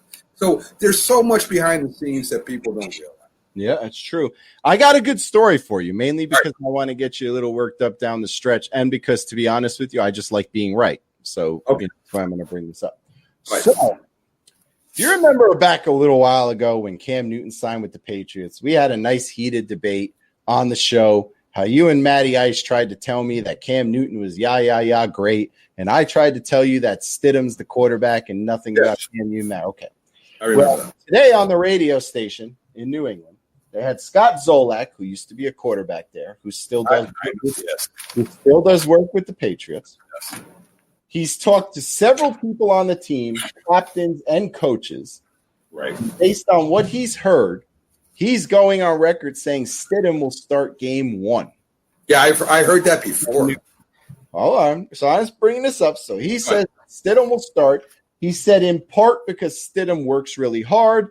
Also in part because Stidham has been around to know the system, and with the fact that Newton signed late in free agency and they're not getting to do normal activities because of the coronavirus pandemic, that Stidham knows the system better and he won't be ready. Now, if this happens, I strongly urge you and Matty Ice to take a day off, because I will dedicate a whole show into how I told you that Stidham was the quarterback of the future. And you told me if Belichick thought he was the quarterback of the future, he wouldn't have brought in Newton. I have it recorded. I could play it, but I don't need to because you remember. I told you this was going to happen. Cam Newton is not as star-spangled awesome as everybody thinks he is. And you're taking the word of an ex-quarterback that was no good anyway. And again, I don't good one either, but I'm taking his word. And I don't care what he says because Bill Belichick ain't going to tell his brother what he's going to do if he has one. He's not telling him what his quarterback decision is going to be come game time. The only thing that makes sense to me right now, Jim, is that if Stidham was the guy, they got backups right now behind him that have played before, that have know the system, that already have played for Belichick in the past behind him right now. If he was the guy, they would not have signed Cam Newton. What about what he said? There's something to that. There's something to the fact that Cam did sign late. There are very limited activities right now. We don't even know how much activities they're going to be allowed to do to get ready for the season before the season. There's something to be said that there is the possibility that Cam, because of the limited activities with the COVID, will not be able to properly learn the system the right way in time. Yeah, if he wasn't a veteran MVP Super Bowl quarterback, I would agree with that. You're talking about 3 or 4 years ago. Lord. It doesn't matter. He's still been in the league. He still knows offenses. He still knows how to read defenses. He still knows what to do with the football. I mean, if it was a younger kid that hadn't had that kind of experience, and I mean, performed at that level. I mean, it's not just he's a veteran. He performed very well at that level. If it was somebody else, I might agree with you. But when you sign Cam Newton and all you have is a quarterback that never played a regular season game, it's got to go to Cam Newton. Now, I could be wrong. If I'm wrong, I'll admit it. I have no problem admitting I'm wrong. But I feel. Let me tell you, Mr. Cam Newton was hurt last year. He played 2 games. He was 0-2. He threw an interception, no touchdowns. He had a 56 QB rating. Now, he was hurt. I already acknowledged that. My point being is that he could be rusty. It's possible. I mean, he's rusty as it is. The year before that, he wasn't that awesome either. Right. So, and he did play 14 games. I'm just saying. Right, and that's, in fact, the Patriots for that one is the one who injured him with his ankle. I mean, they almost broke his ankle in half there. So, I mean, listen, I know what you're saying. He's been out of the business for a little bit. He hasn't been the Cam Newton he was 3 years ago, and I understand that too. And, yeah, he's getting older. But if you got a choice between a guy, if you want a young quarterback to start, why are you bringing in a veteran that's going to challenge him? That would be the same thing as bringing a quarterback in to challenge Daniel Jones right now. That would be ridiculous. I would have to think. All right, go ahead. I would have to think that having a young quarterback, you wouldn't want a veteran that has accomplished so much as Cam Newton has done in camp with him right now, and you know he's going to get a shot at that starting quarterback. So Stinton can't be ready. I just want to say that in 8 seasons, and I'm not counting last season when he was hurt. We're not counting season 9. In 8 seasons with Carolina, he only had a winning record 3 times. But they were unbelievable winning records. It doesn't matter. No, 15-1, 12-4, 11-5. 11-5 is a normal record for a team that wins a division. 15-1 was outstanding. Also, aside from these are all seasons where he played a minimum of 14 games. Aside from his 15-1 season, where he threw 35 touchdowns, Cam Newton never threw over 24 any other season. Yeah. I don't know where y'all get that he's so great. He never was. He's not that type of quarterback, Jim. He wasn't the type of quarterback that's going to sit in the pocket like a Drew Brees or a Brady or something like that and throw the ball. That's just not him. He's more of a Jackson type quarterback where the threat of that run, and he did run with the ball a lot. He was the leading rushing quarterback in 1 year, and he was MVP. He scored a lot of touchdowns running the ball too. So that's what Cam Newton brings to the table for a football team. He's not Joe Montana. He's not Tom Brady. He's a different style quarterback, but he is a veteran. Glad you didn't say that. He's a veteran. He knows the game of football. He knows how to read defenses. I'm standing on my principles. Go right ahead. If he's not day one, because I didn't predict day one. I said before the season's over. Stidham will win the job before the season's over. We'll see. I mean, hey, it's possible. I don't think so, but it's possible. I'm sticking to it. I'm putting my money where my mouth is. All right, sounds good. You owe me a donut if you lose. Oh, whatever you want me to owe you, we'll figure it out. Hey, speaking of football, real quick, John Stallworth. Today? Oh, no birthday today? John Stallworth, Pittsburgh Steeler receiver during them Super Bowls, one of the greatest receivers of all time. It's his birthday today. And this day in history. Can you tell me how old he is? No, I don't have that information on me right now, so I can't tell you how old Stallworth. I think he is. I think he's got to be at least in his 60s. So Stallworth? yes, John Stallworth, Pittsburgh Steelers Super Bowl wide receiver. Yeah, he's 68. All right. This day in history, Nolan Ryan. We were talking about great pitchers. First pitcher in 2 decades to win 2 no-hitters in one season. First pitcher in 2 decades. At that time, No hitters in the same season. and that was Throw 2 in the same season. that was like 1971. Verlander throw 2 in the same Yeah, I said this day in history. Right, no, I'm just thinking like who was the last person to do it. No, he was. This is back. Last person. Right. Very talented Verlander. Just saying. Oh, unbelievable pitcher. Still. So it looks like we're down the stretch here. Yes. Anyone who tuned in and was wondering about our heavyweight champion that was going to come on, we might add some technical difficulties. We're still going to work it out. We'll try to get him on at another time. Stuff happens sometimes. Things come up in life, so we'll get him back on. But we're off the next 2 days. Yes. And then we're back Saturday for we're not off. Well, not off because we all have to work and we still put time in, but to the show. But we're off as far as we won't be live. Right. I know the fans are clamoring for the day when we'll be live 5 days a week. It's going to happen too. Maybe 7 days a week. Who knows? It's coming. Don't worry. Yeah. Don't worry. We got some great guests coming up next week.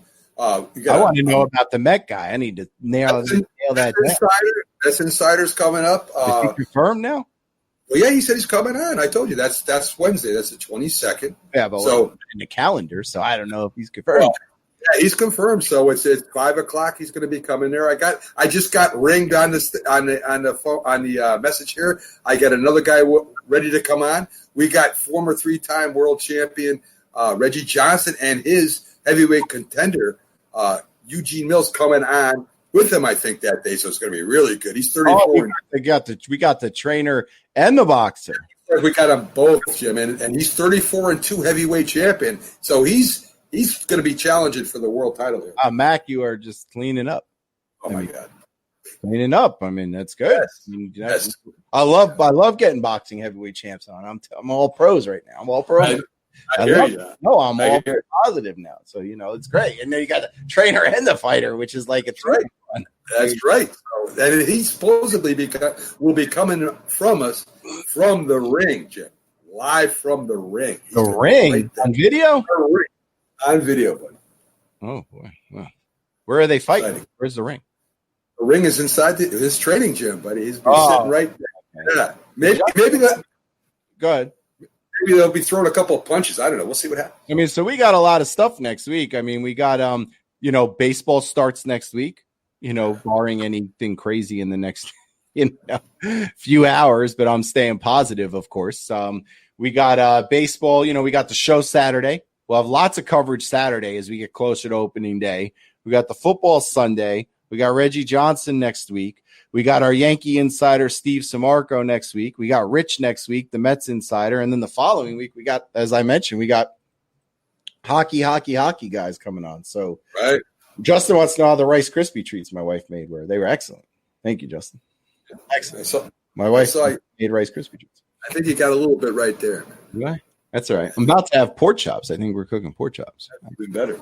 It is what it is. But, it was a good week. We got some good information out there, good people coming in. And, we're pretty much, we're almost booked every day for guests. So we got a lot of things coming up and a lot of exciting things on the horizon. And there's a lot of good things are coming up for us in August. I don't want to let any cats out of the bag, but more time. You're going to see more of us as if you didn't see our faces enough. Some other things we're looking into, some other stuff coming up. August is going to be, by mid-August, you're going to be like, wow, a lot of good stuff. Making new stuff every day. We might even, soon Mac and I might look like we're in the same room, hopefully. That's what it might happen. He might just move in with me. We've talked about it. But you're probably a more affordable area than I live in. Maybe so. A lot smaller, though, I bet. I don't know. Condo's a condo. They're not that big. That's true. I think you're a step up from where I'm at right now, buddy. So. I don't know. Sometimes I wish I wouldn't in a condo. I'd rather be I don't have to worry about selling it. worry about all your neighbors either complaining with the condo group there. Oh, they complain about everything. Not to me, like not about me, but like, anything. Yeah, everybody else. Someone lets off a firework in one of the, like, and you hear it in the distance in the condo development, they call the cops. The alarms go off, right? I mean, it's firework. What are you doing? What's going on here?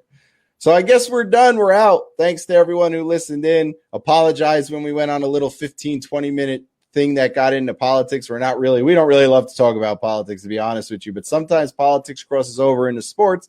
And if it's news, it's news. And then we got to talk about it. It's not something we want to talk about all the time because we understand this is an escape for us like it is an escape for you.